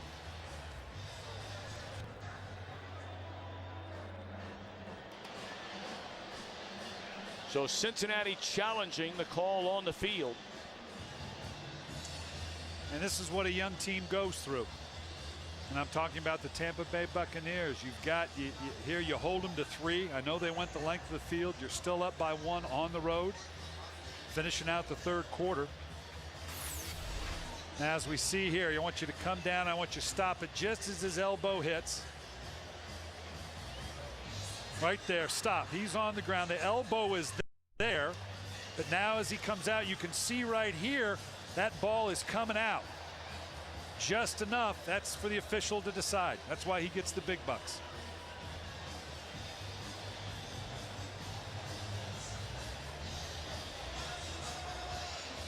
Right there.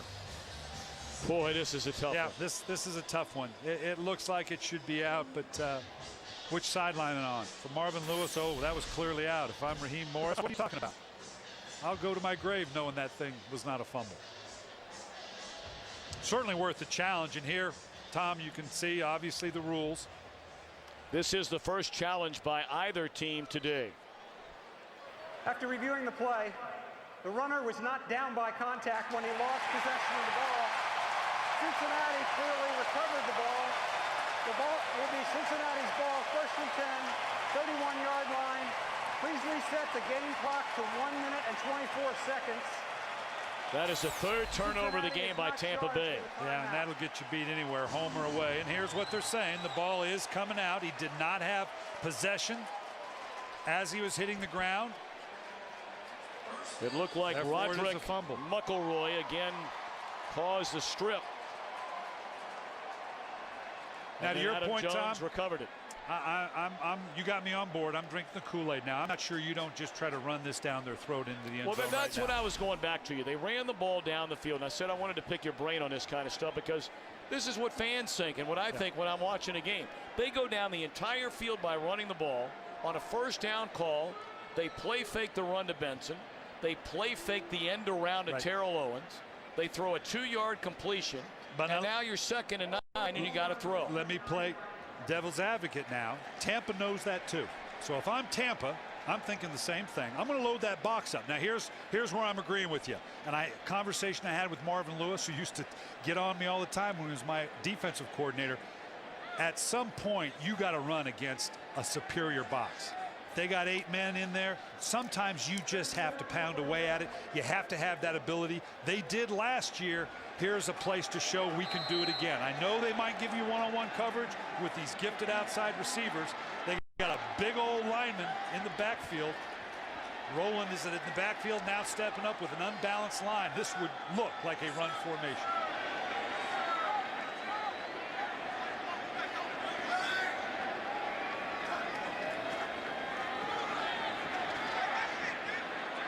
And naturally, they run it and lose 5 after I'm just asking you about that. But you know what I'm getting at. I know exactly believe me, never in a million years am I going to question whether a guy's calling this or that. Absolutely. It's just if you're a fan watching the game for either team, and you're sitting there saying, geez, if you're Tampa Bay, we can't stop the run. Thank God they're not running. That's where you got to give the other guy credit, too. He's getting paid, too, to know, you know what, we think they're going to do that as well. Let's load the box up. Now you're looking at a 2nd and 12 or 13. Now they're back into that spreading out, putting Grisham out in the slot. Let's see if it's a play fake and a pass. They're giving you the opportunity to run the ball. And Benson inside the 30 down to the 27-yard line. It'll bring up 3rd down and close to 8. Now here's the tight call. You can kick a field goal for the lead, all but at the end of the 3rd quarter. You got to be, you still want to get a first down? Sure you do, but you better be careful about dropping back because a sack will take you out of field goal range, and you got to believe your field goal kicker is pretty good inside the 30-yard line. We're finishing out the quarter. We'll see what they're going to do with it. Well, they're going to talk about it. As Carson Palmer comes to the sidelines, you can read the lips of Marvin Lewis saying, let's go. And we go to the 4th quarter. A 1-point game. Fox NFL Sunday continues after a word from your local Fox station.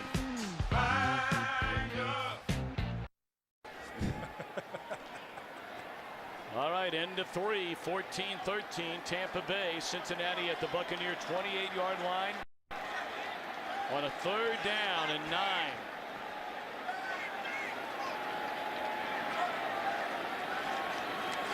Good protection. Brian Leonard out of the backfield, and that's enough for a first down. Leonard, rarely talked about, was a big part of this offense last year with 30 receptions. Good physical run. Now, same thing. I think they get back in the mode, okay, that's fine. We kind of bailed it out. We lost on this. Don't lose our nerve. Because if you're going to run now, you're going to run. You can't bail after one bad run.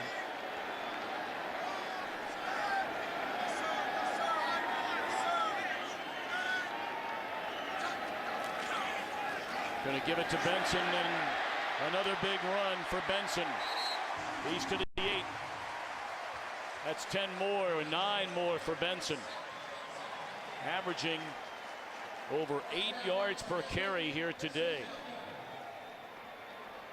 Part of the issue for Cincinnati, if you had a wish list for them, would be for the ability to occasionally get outside a little bit more. They're clearly a tackle to tackle. They'll bounce it outside, but they don't necessarily have that back that can stretch the edges to change up the run occasionally. And so far, they're doing pretty good just getting downhill.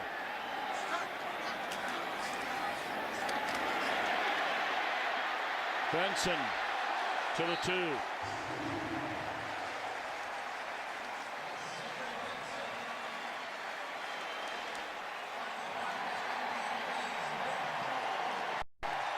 And Benson's kind of sending his little message there too, going, you know what, keep it up, coach, keep it up. Nice job of cutting this thing back to the outside. Good balance, good leg strength. Again, one of these reclaimed guys, these throwaway garbage heap guys. Come on in here and we'll make a team out of it. Well, you got to believe he's going to get it again.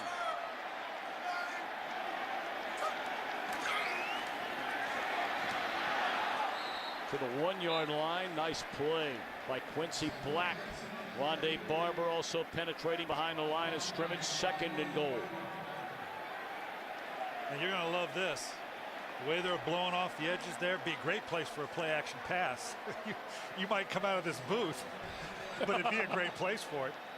Well, they brought in Domata Peko. I don't think they're going to be throwing a lot to Peko, so I think you're safe here. Although he said he was wide open in Cleveland last week, they didn't find him. Yeah, there's no such thing as wide open enough for him. But I tell you, play action pass.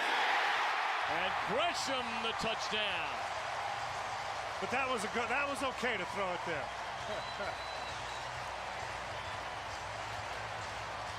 Yeah, it did. But Tom, I'll give it only because we ran the ball as much as you wanted. Yeah, Gresham's a little too excited. You're still on the PAT field goal team, young man. They're going for 2, coach. Are they really? Ooh, interesting. Okay, good, good. Usually you wait till about the middle of the 3rd quarter. Gresham with the play fake. What do we say? They're playing run all the way. Look at that. Everybody up into the box. Gresham able to get in behind it because they were so focused on the run, Mr. Offensive Coordinator. Now, see what you're kicking me in front of the. No, I'm just only because only because we ran the ball as much as you wanted to. I'm giving you some love here. Only because you went the OHIO when we were up here and they played the song. Well, everybody's got to be from somewhere. That's right. Might as well be Ohio. My Ohio State daughter loves it. And they ran on the 2-point. I love it. I love it. We evened it up. Well, right. You are just dripping with sarcasm up here. No, I'm loving it. I'm loving it. That's AFC North football. You got it. You got it. Used to be.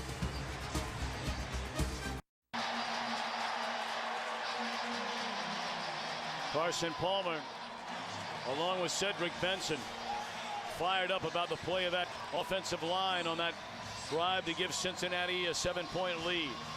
And our man Gresham redeemed himself, feeling a little bit better about himself. Upset he didn't go to him earlier. Now he's got a touchdown to his credit. Strawder told by his teammate Ernest Graham, don't even think about it. Still a long way to go for Freeman and the Bucs, only down a touchdown.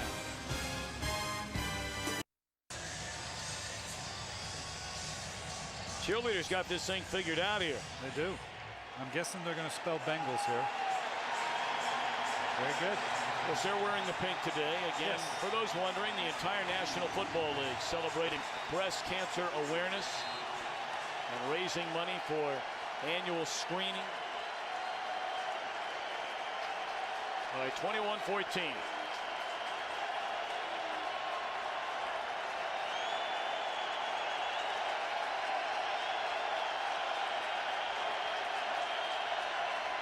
Blitz coming. Ball is loose. And the Buccaneers able to get on top of it. Crocker knocked it loose, and able to dive on it was Kedrick Benson. Coming off the top again. This is 3 times now Freeman has not recognized a secondary pressure, an unblocked man.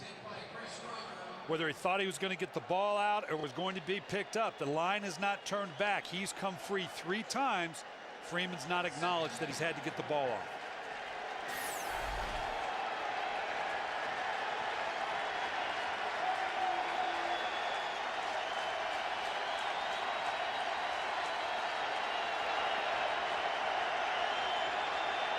Blitz coming again.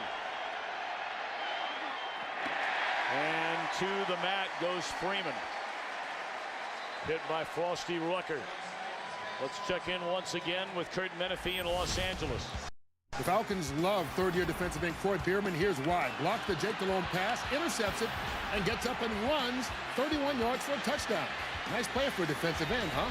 Falcons on top, 20-10 late in the fourth quarter. Tom and Bryant. Well, you got to like that Atlanta team, Coach. You and I have seen them a couple of times already. And they respond to adversity so well. 3rd down and 5 here.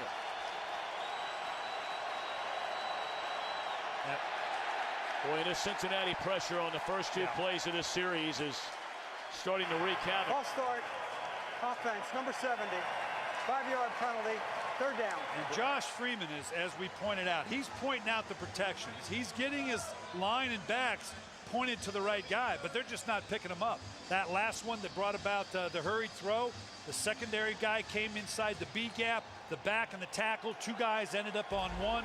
He's getting them to the right place. They just now have to pick up these pressures, and Cincinnati's going to continue to pressure until they show they can pick it up. 3rd and 10. Here it comes.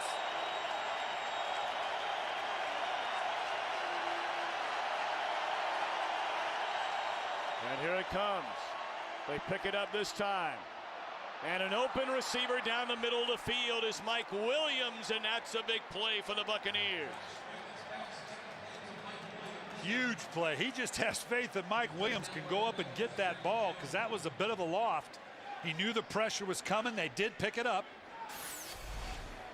You can see they're bluffing, but no, they're not. They're going to end up coming from the inside. Good news is that means they got coverage on the over the top one-on-one. Kind of a jump ball. Obviously had faith that Williams could come down with it. 37-yard gain. Showing pressure again. Let's see if they back out of it this time. Freeman chased down by Crocker. Yeah, right now Josh Freeman just isn't understanding his vulnerability on the outside. When you see outside pressure, you got one of a couple options. You can certainly throw hot or have a break off, used to call it, the little slants to take care of pressure. You can redirect pressure. You're going to see the pressure coming from the outside. You got to get somebody to the outside. He's releasing everybody. Well, that's fine, but you got to throw the ball hot. If an extremely wide defender comes, he's either not seeing it or thinking he can beat the throw. Loss of 8, 2nd and 18 from midfield.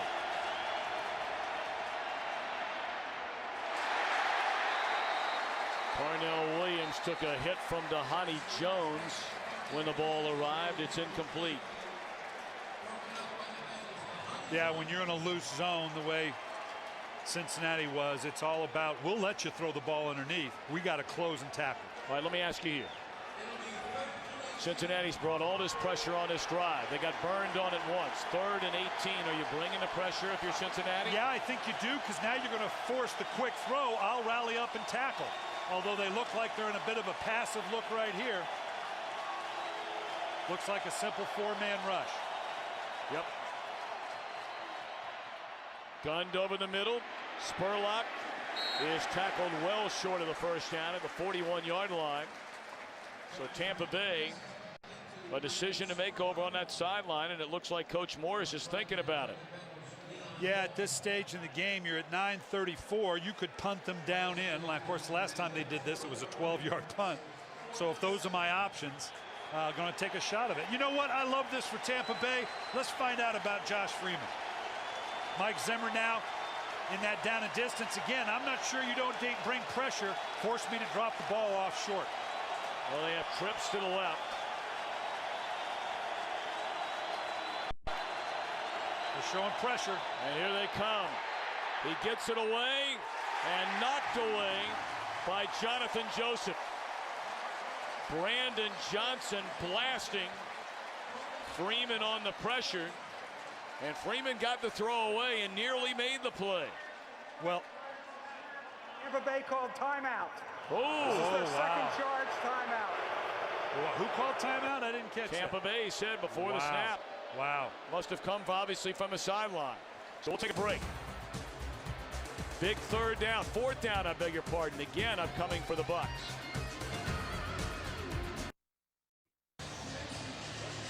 Well, head coach Raheem Morris right here knew pressure was coming, knew didn't like the throw, so called timeout before the call. And after the timeout was called, Coach Morris changes his mind on 4th down and decides to go ahead and punt it with 9 minutes left to play. And got a good punt from Chris Bryan and down at the 6-yard line. Well, Brian Billick, when you come into practice on Fridays, they put me to work, man. That's why these linebackers are playing. I'm the best bad ball thrower in the National Football League, which my quarterbacks would probably tell you the same thing. Here's the problem, though, right here. Yeah. You got to coach him up. Yeah. See, you can't, and you got to throw a jump ball occasionally. I used to do this every Friday with my linebackers. So they get an interception, I get a part of that. Pretty good form there, huh? Very good. You look like a receiver playing quarterback, as you were in your collegiate days and pro days. There you go. Long time ago. Benson just runs right through Savvy Piscatelli.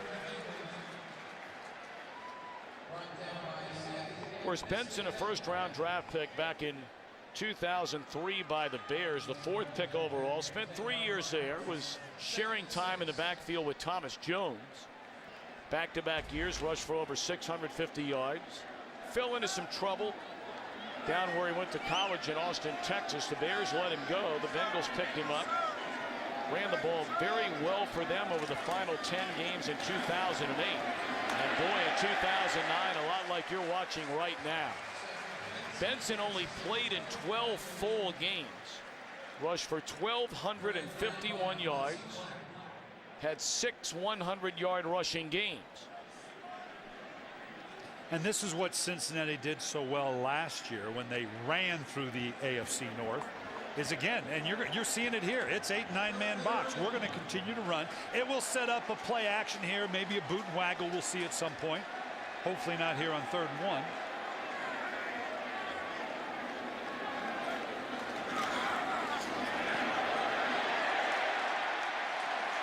The first down for Benson. Did I win you over running on 3rd and 1? Only so I could play action pass on second one down here.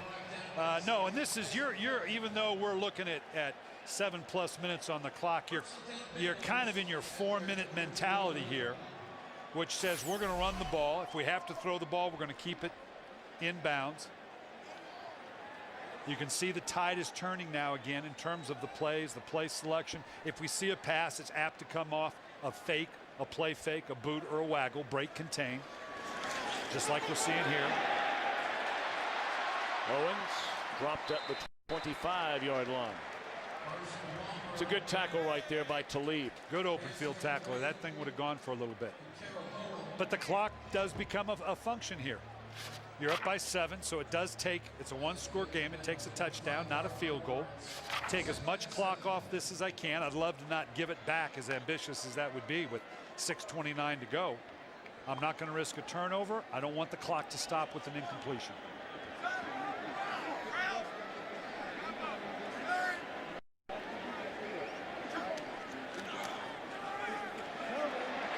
Benson just lost his footing, or that might have been another 5 or 10 additional yards. He's up to the 30-yard line. It'll bring up 3rd and less than 2 once again. And talking with Marvin, as every team does right now in the league, it's all about a 2-back mentality. And he was talking about the need to keep fresh and why you got to roll people through. He said Benson looked at, well, he was respectful, but he wasn't buying into it. Most backs will tell you, I need that 25th carry to really get going. Every back will tell you that. They threw to Leonard, number 40, out of this formation the last time, and they pitch it to him this time. And he is leveled, trying to leapfrog the defender, Geno Hayes. Yeah, I don't know that Brian Leonard ought to be trying to jump over anybody. You get your shoulder down. You're not in there to jump over anybody, young man. You get your shoulder down and go. Nice tackle. Players jumping like this, though, I don't. It usually ends up just like that. Todd Heap was the worst. He'd drive me nuts. Every time he'd jump up, he'd come down and get hurt. Looks like Geno Hayes is also shaken up, as is a Bengal on the field. Reggie Kelly, their backup tight end. But both of them able to get up and walk off the field. That's a good sign. 5:17 to go, and the Buccaneers ready to get the football back. Well, I remember Tampa Bay blocked a punt, partially blocked a punt earlier in the game of Kevin Huber. It was Geno Hayes, but he just left off injured a moment ago. And Huber just hammers this one. Wow. Wow. Huber, a local kid, went to McNicholas High School, about 15 miles to the east of downtown Cincinnati, and then played collegiately right here at the University of Cincinnati. A 72-yard punt. Now with 450, the way they have not been able, I'm talking about Tampa now, not been able to pick up the pressure. If I'm Mike Zimmer, don't back off this thing now. Don't get into the prevent. Show me that they can pick this thing up one time before you chase yourself out of the pressure package. Of course, Mike Zimmer, it was a year and 2 days ago when he sadly and unexpectedly lost his wife, Vicky, of 27 years.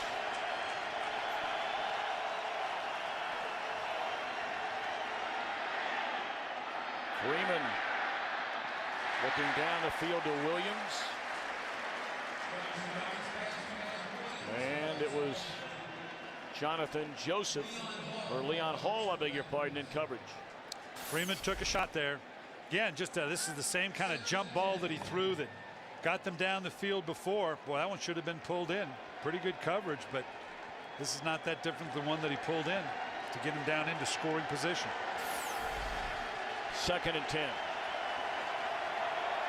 You don't want to get into just a bunch of jump balls down the field. You need a little more orchestrated offense here.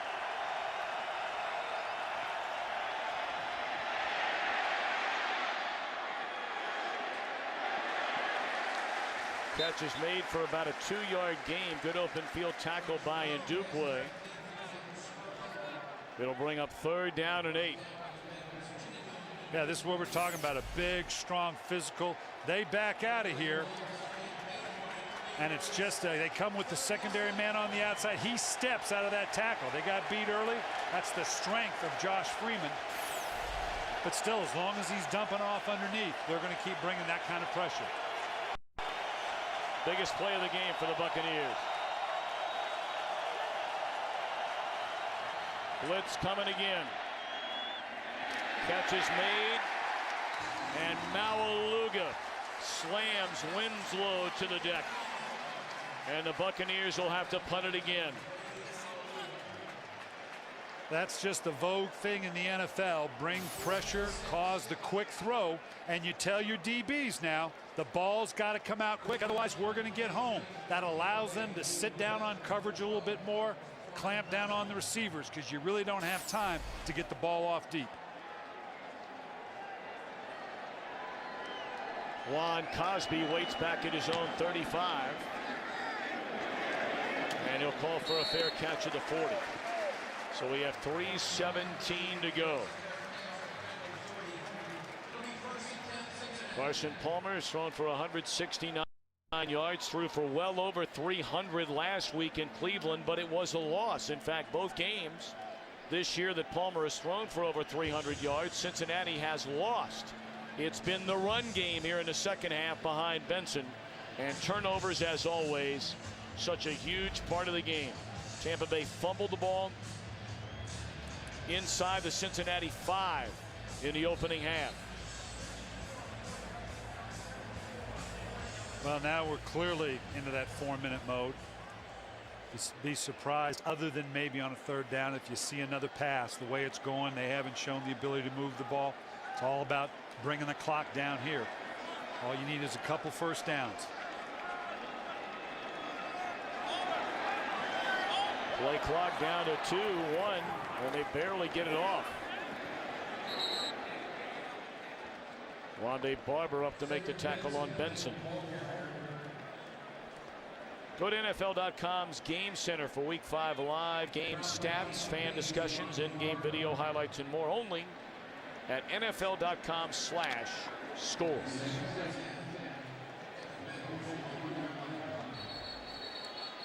Well, Benson's loving the game plan now. Feels like last year. And with the games they got coming up, they're going down to Atlanta. They're going to need that run game and the pass game. You go into that dome in Atlanta the way they're playing right now, you're going to need it all. Please reset the play clock to 20 seconds. 20 seconds on the play clock. Atlanta's been so good in that dome under Mike Smith. What, 15-3 since he took over? Yeah, and they're working hard to try to get the energy cranked up. We had them early, Tom, and it was good. Good. It was a blowout win against Arizona, so there wasn't a whole lot of energy in the building. Trying to get the fans there, trying to really make it a home field advantage for themselves.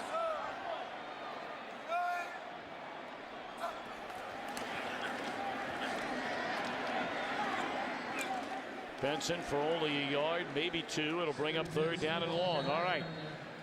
If you're Tampa Bay defensively here, you only have 1 timeout left. This probably takes us, it will take us down to the 2-minute warning before we have a 3rd down play. No, but they use the timeout wisely, because now they got to, obviously they can use the 2-minute as ostensibly another timeout. Whether they end up getting a punt, or certainly should Cincinnati convert here. Well, while we have a moment, next weekend it's homecoming in East Lansing. What a start to this season for Mark D'Antonio and the Michigan State Spartans. They'll take on Illinois. Big Ten football next weekend on the Big Ten Network. Check your local listings for the start time in your area, and of course it'll be a Big Ten team that later today will officially be the #1 ranked team in the nation. Do I feel an Ohio State Buckeyes coming on? That's right. That's right. After Alabama's stunning loss yesterday at South Carolina. Okay, how far does Alabama fall? Do you put a undefeated Boise team in front of a 1-loss Atlanta? Right now, Alabama I would, team? wouldn't you? I'll check with you in a month. I want to see where you put You them. didn't ask me a month. I'm just saying today. Right now, you can do anything you want. Right. 3rd down. Huge play here for the Buccaneers. And a flag blows it dead. False start. Offense, number 84. 5-yard penalty. 3rd down. Grisham's still upset about not being thrown to down in the red zone. You might very well see a draw here. You know, when you're 3rd and long, this long, bad things can happen. You got control of the game. They haven't shown the ability to move the ball against your defense. You might see a draw.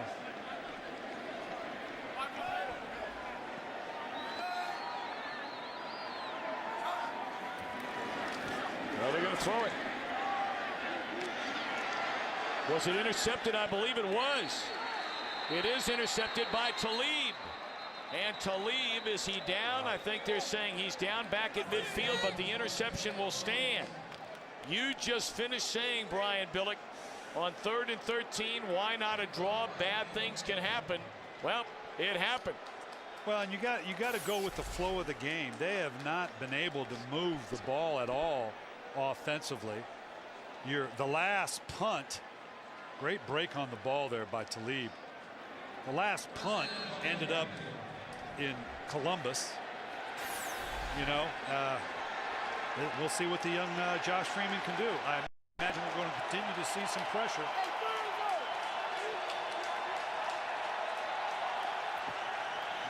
Blitz coming on 1st down. He gets it away, and a catch is made by Kellen Winslow. Yeah, that's when you scratch your head a little bit, and you come back in the meeting room on Monday and sit with your offensive coordinator and going, okay, what exactly was our thinking here? Now, if you converted, now the game is basically over. I understand that. But the penalty that puts you to a 3rd and 13, a lot of bad things can happen when you're trying to get the ball deep into coverage. They had no downside in trying to undercut it. Pressure from the outside. Freeman throws down the middle of the field. It's tipped and nearly intercepted by Crocker. And an injured Bengal will go limping off the field. That'll be Antoine Odom.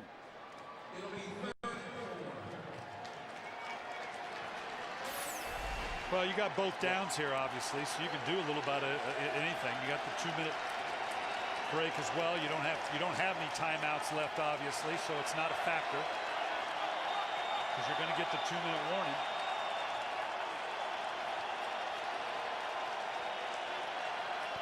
Blitz coming.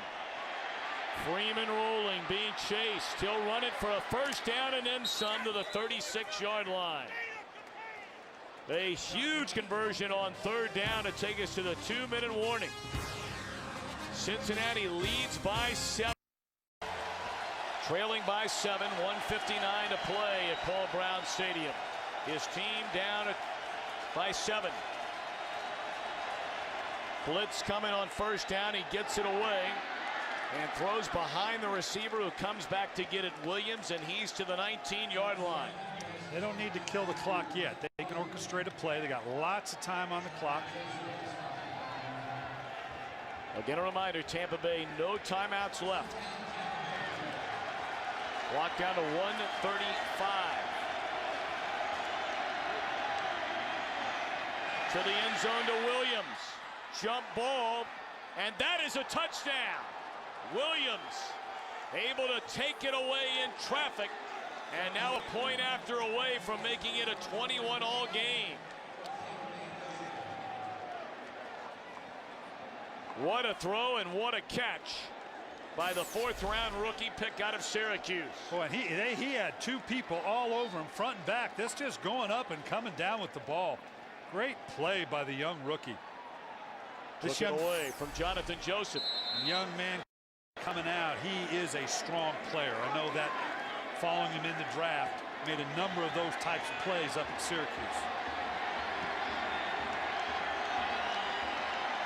Point after is right down the middle, and this game is tied at 21 with 1:26 to play. Both Tampa Bay touchdowns set up by Carson Palmer interceptions. Nice air on the ball is going to give his guys a chance. Too often you see young quarterbacks throw that flat, ends up out of bounds. Nice catchable ball for the receiver. Catchable if you got the strength to come up with it like Mike Williams did. All right, so now we take a look.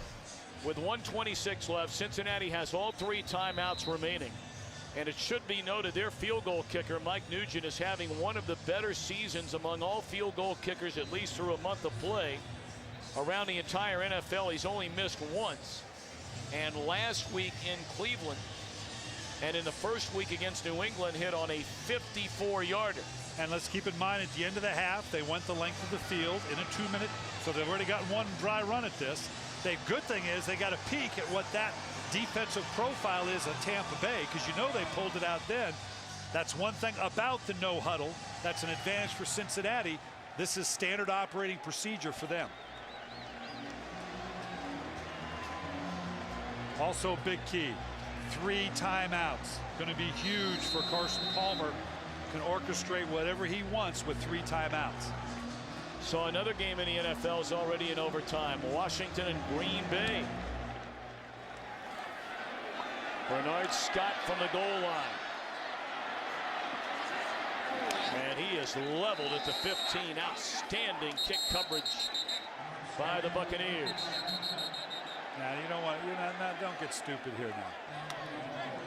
Well, the last thing you need is to be backed up even further.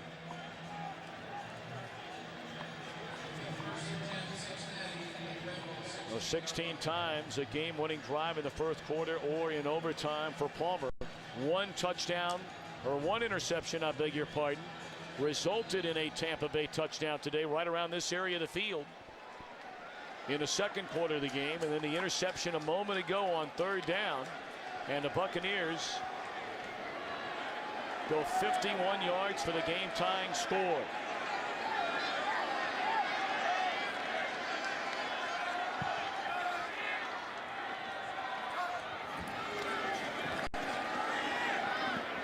Owens across the middle to the 45.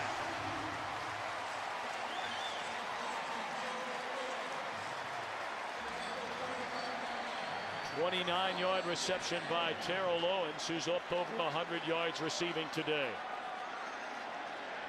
I'm not sure you don't hand off a quick little trapper draw here. Well, you call that. Yeah, all right. Oh, now they're booing the run. Okay. There's no winning today. But you got all the timeouts you need, and that's what allows you to run in that situation. You got a timeout. You got to figure they're going to be passive. They need a good 25 yards to give themselves a decent chance at this. Again, the time is not a huge factor, so you don't have to throw just out routes to get stepped out of bounds.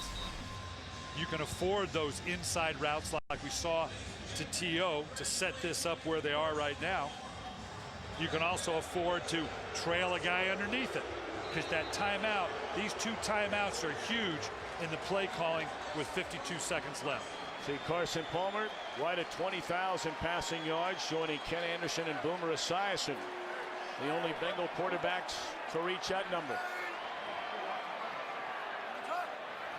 Blitz coming. Palmer throws. And this time it's Ocho Cinco to the 47. Clock continues to run. The Bengals with 2 timeouts remaining. 21-21 game. Palmer's going to run the ball. Yeah, on a sneak. That's a good call. With the no huddle getting the sneak call, very rarely do you get the defense pinched off inside to stop it. Palmer, a big man. They got the timeout. No, they just utilized one. So now, because now you want a more orchestrated call. You'd like to get it to at least the 30-yard line. All right, now for Mike Nugent in his career, of course, his first 2 years in the league, he was lights out with the Jets, then he got hurt. But the lines that you see on the screen, the green line, which would indicate from there to the 68 mark, the next yellow line, his percentage from the line of scrimmage being from that distance and in. 68% from the 32-yard line and in, which would make it a 39-yard field goal. And then beyond at 45%. But again, Nugent appears to be healthy again, Brian Billick, and kicking the ball like he did when he first came into the league. And the wind's not a factor today, so that's a good thing. Although it is a little warm, the ball's going to be a little heavier.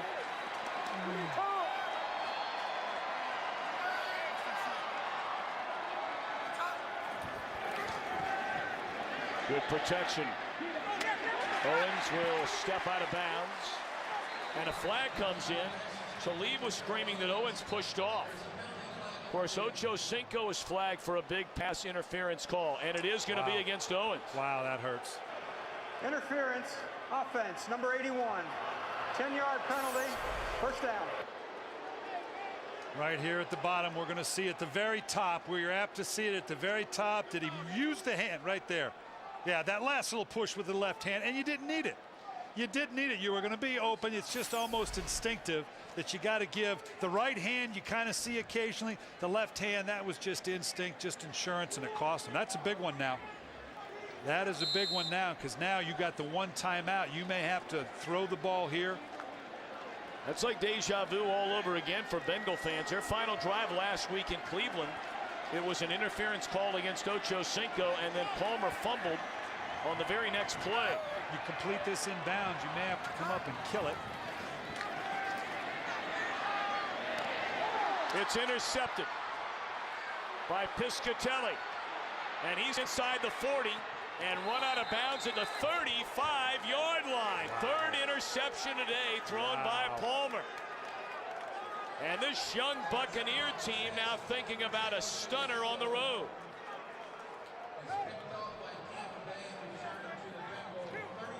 You ain't done yet now. I know you're celebrating, you're feeling good. We'll put the chart up on the other guy now here in a second.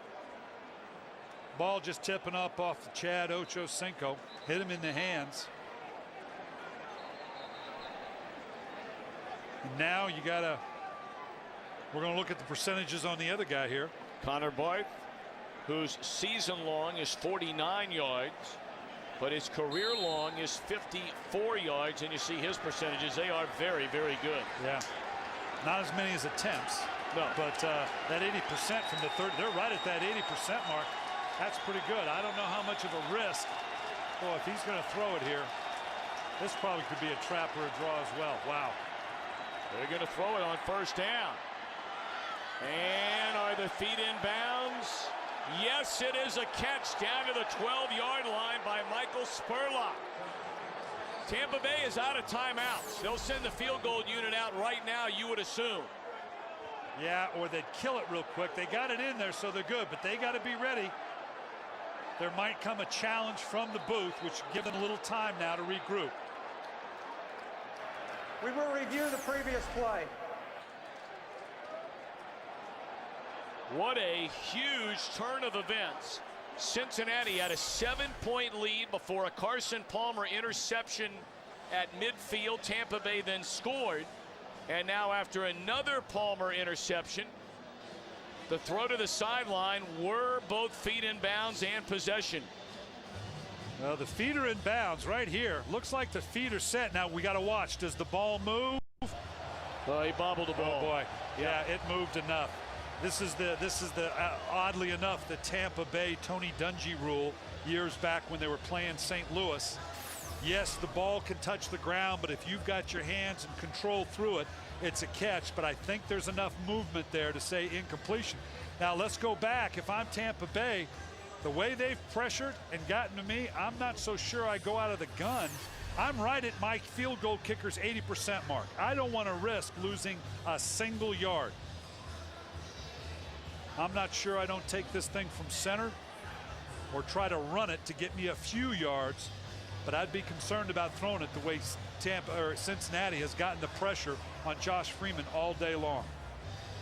Well, of course, we're waiting as to whether or not the call will stand on the field, but bear in mind the original line of scrimmage would be the 34-yard line, which would make it roughly a 51-yard field goal attempt.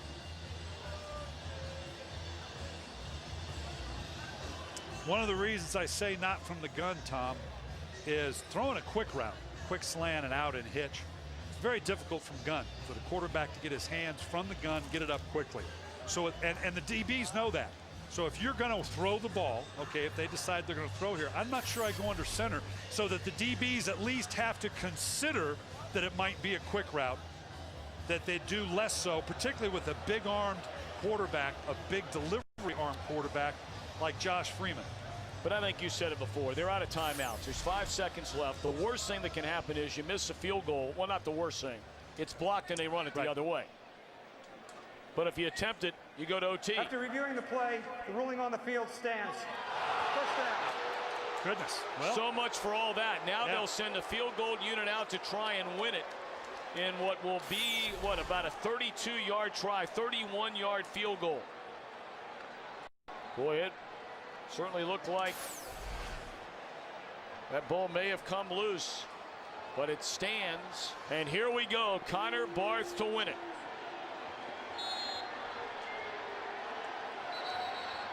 A 31-yard try, and Cincinnati will spend its final timeout. What a huge upset this would be for this Tampa Bay team that began the year with wins over Cleveland and Carolina. And people may say, hey, big deal, Cleveland and Carolina. When you're coming off a 3-13 season to start the year at 2-0, that is a major, major uplifting feeling for your ball club. Now you got thumped by the Steelers, but a chance to come on the road and steal one late in the game. And this is what I was referring to, that you lost to Cleveland last week all but on the road. Well, okay, that means you got to be a good team on the road.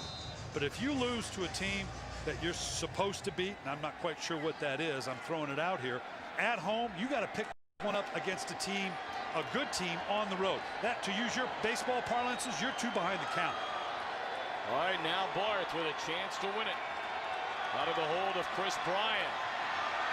And it is right down the middle, and Tampa Bay has taken a 3-point lead, and there is 1 second, we're told, left in this game.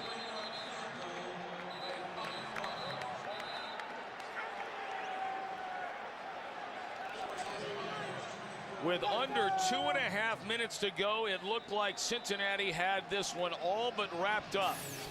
But on a 3rd down and 13, an interception was thrown. Tampa Bay scores a game-tying touchdown. Palmer another interception, and now this to take the lead. Well, for a young team like Tampa Bay, obviously what it means for Cincinnati, pretty self-evident. Let's focus on Tampa Bay. Young quarterback, young coach. I started the day by saying, you know what, they're learning. They just got schooled by the Pittsburgh Steelers.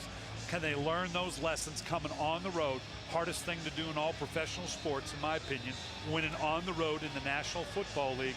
What a huge win, obviously, unless we can get a special kickoff here returned by Cincinnati. For Raheem Morris, this Tampa Bay team, yeah, they made plenty of mistakes, but they hung in there. They didn't panic. Huge win for them to build on. Tampa Bay scored 10 points in the final minute and 26 seconds of this game, both of them off Palmer interceptions.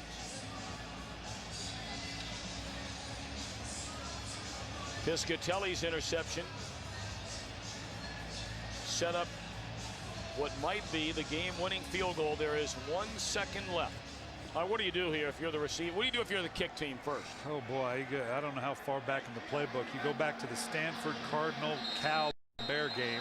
Hope the band runs on the field and picks a few people off.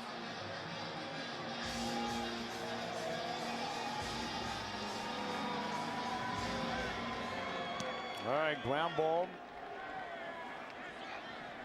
Fielded by Cosby, who throws it back across the field. And now looking for a little bit of running room. Up along the left sideline, and now a flip. And now another flip, and Ernest Graham covers it up, and that's that. It made it exciting. The Tampa Bay Buccaneers and the youngest head coach in the league, Raheem Morris, steal one away from Cincinnati. 10 points in the final minute, 26 to win it by 3. Wow. We'll be back in a moment. A young woman has a secret that could be killing her. You're gonna turn our pacemaker off? You sure that's a good idea? It might be. All New House, tomorrow at 8, 7 Central on Fox.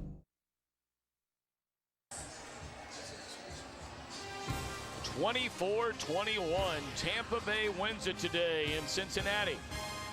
And now for the Domino's leaderboard. Josh Freeman. What an unbelievable finish for that young man. Cedric Benson really didn't start carrying the ball much till the second half. And Terrell Owens coming off a 222-yard performance against Cleveland for 102 yards here today. But the story, the Buccaneers won 3 games last year. They've won 3 games in the first 4 this year. AT&T postgame show coming up from Los Angeles for Brian Billick and our entire crew. Tom Brenneman telling you we'll be back to Cincinnati in a minute. Finish for the second youngest team in the NFL. The Tampa Bay Buccaneers scoring 10 points, Brian Billick, in the final 1 minute and 26 seconds to steal this one away. Boy, if you're Raheem Morris right now in that locker room, you got to be mighty proud of your bunch today. You are, because as you said, they're a very young group. They don't have a lot of experience to draw from in this situation, but now they do on the road. Tough loss to Pittsburgh last week. Come on the road against a appears to be a good Cincinnati team and win it in the way you did. You fought it to the end. You had some mistakes, but you overcame them, and every phase, offense, defense, special teams, had to factor in. Meanwhile, if you're Cincinnati, here's a team that figured by now at this point in the season, at least when you open up the schedule, we know the old adage about any given Sunday, so on and so forth, but you won a divisional championship last year. You played so well. This year, you bring in some additional weapons for your quarterback, Carson Palmer, and now you've lost 3 times in the first 5 games, and certainly 2 of those games today and last week, and you're thinking, we might have been booking those as wins. Yeah, and as I'm coming back to it again, a win at home or a loss at home against a team you probably should have beaten, those are hard to get back. They've got to go on the road to Atlanta now. That's a perfect example. They've got to kind of go get that kind of win to balance the ledger sheet in a division that's got Baltimore and Pittsburgh. Well, early on, I mean, this thing could have gone either way. You had the big, long touchdown pass, 43 yards in the opening quarter to Terrell Owens. But then the Palmer interception, Cody Grimm put a touchdown to tie the game. Ernest Graham getting into the end zone once the second half got underway, but then Cincinnati started to run the ball so well and had the lead. But then after a Palmer interception, a touchdown to bring him within 3, another Palmer interception leads to the game-winning field goal by Connor Barth in the final seconds. Of course, here in Cincinnati, they were hoping for a big doubleheader win, meaning the Bengals early and their beloved Cincinnati Reds late. And now they have lots of time to try and rev it up for an 8 o'clock baseball start tonight. Well, and hopefully they're not licking their wounds over that later on as well. This crowd needs to get. It'll be interesting to see what kind of energy they're going to get at the ballpark next door after kind of a downer over here in Paul Brown Stadium. But, you know, it's where do they go from here? If you're Tampa Bay, you get to enjoy it for about a day, and then you got to crank it up against New Orleans, all but at home next week. This is something that they obviously they're going to feel good about, but they got to finish. All right, we'll show so long from Cincinnati. Tampa Bay 24-21 winners. Have a great Sunday. See you next week.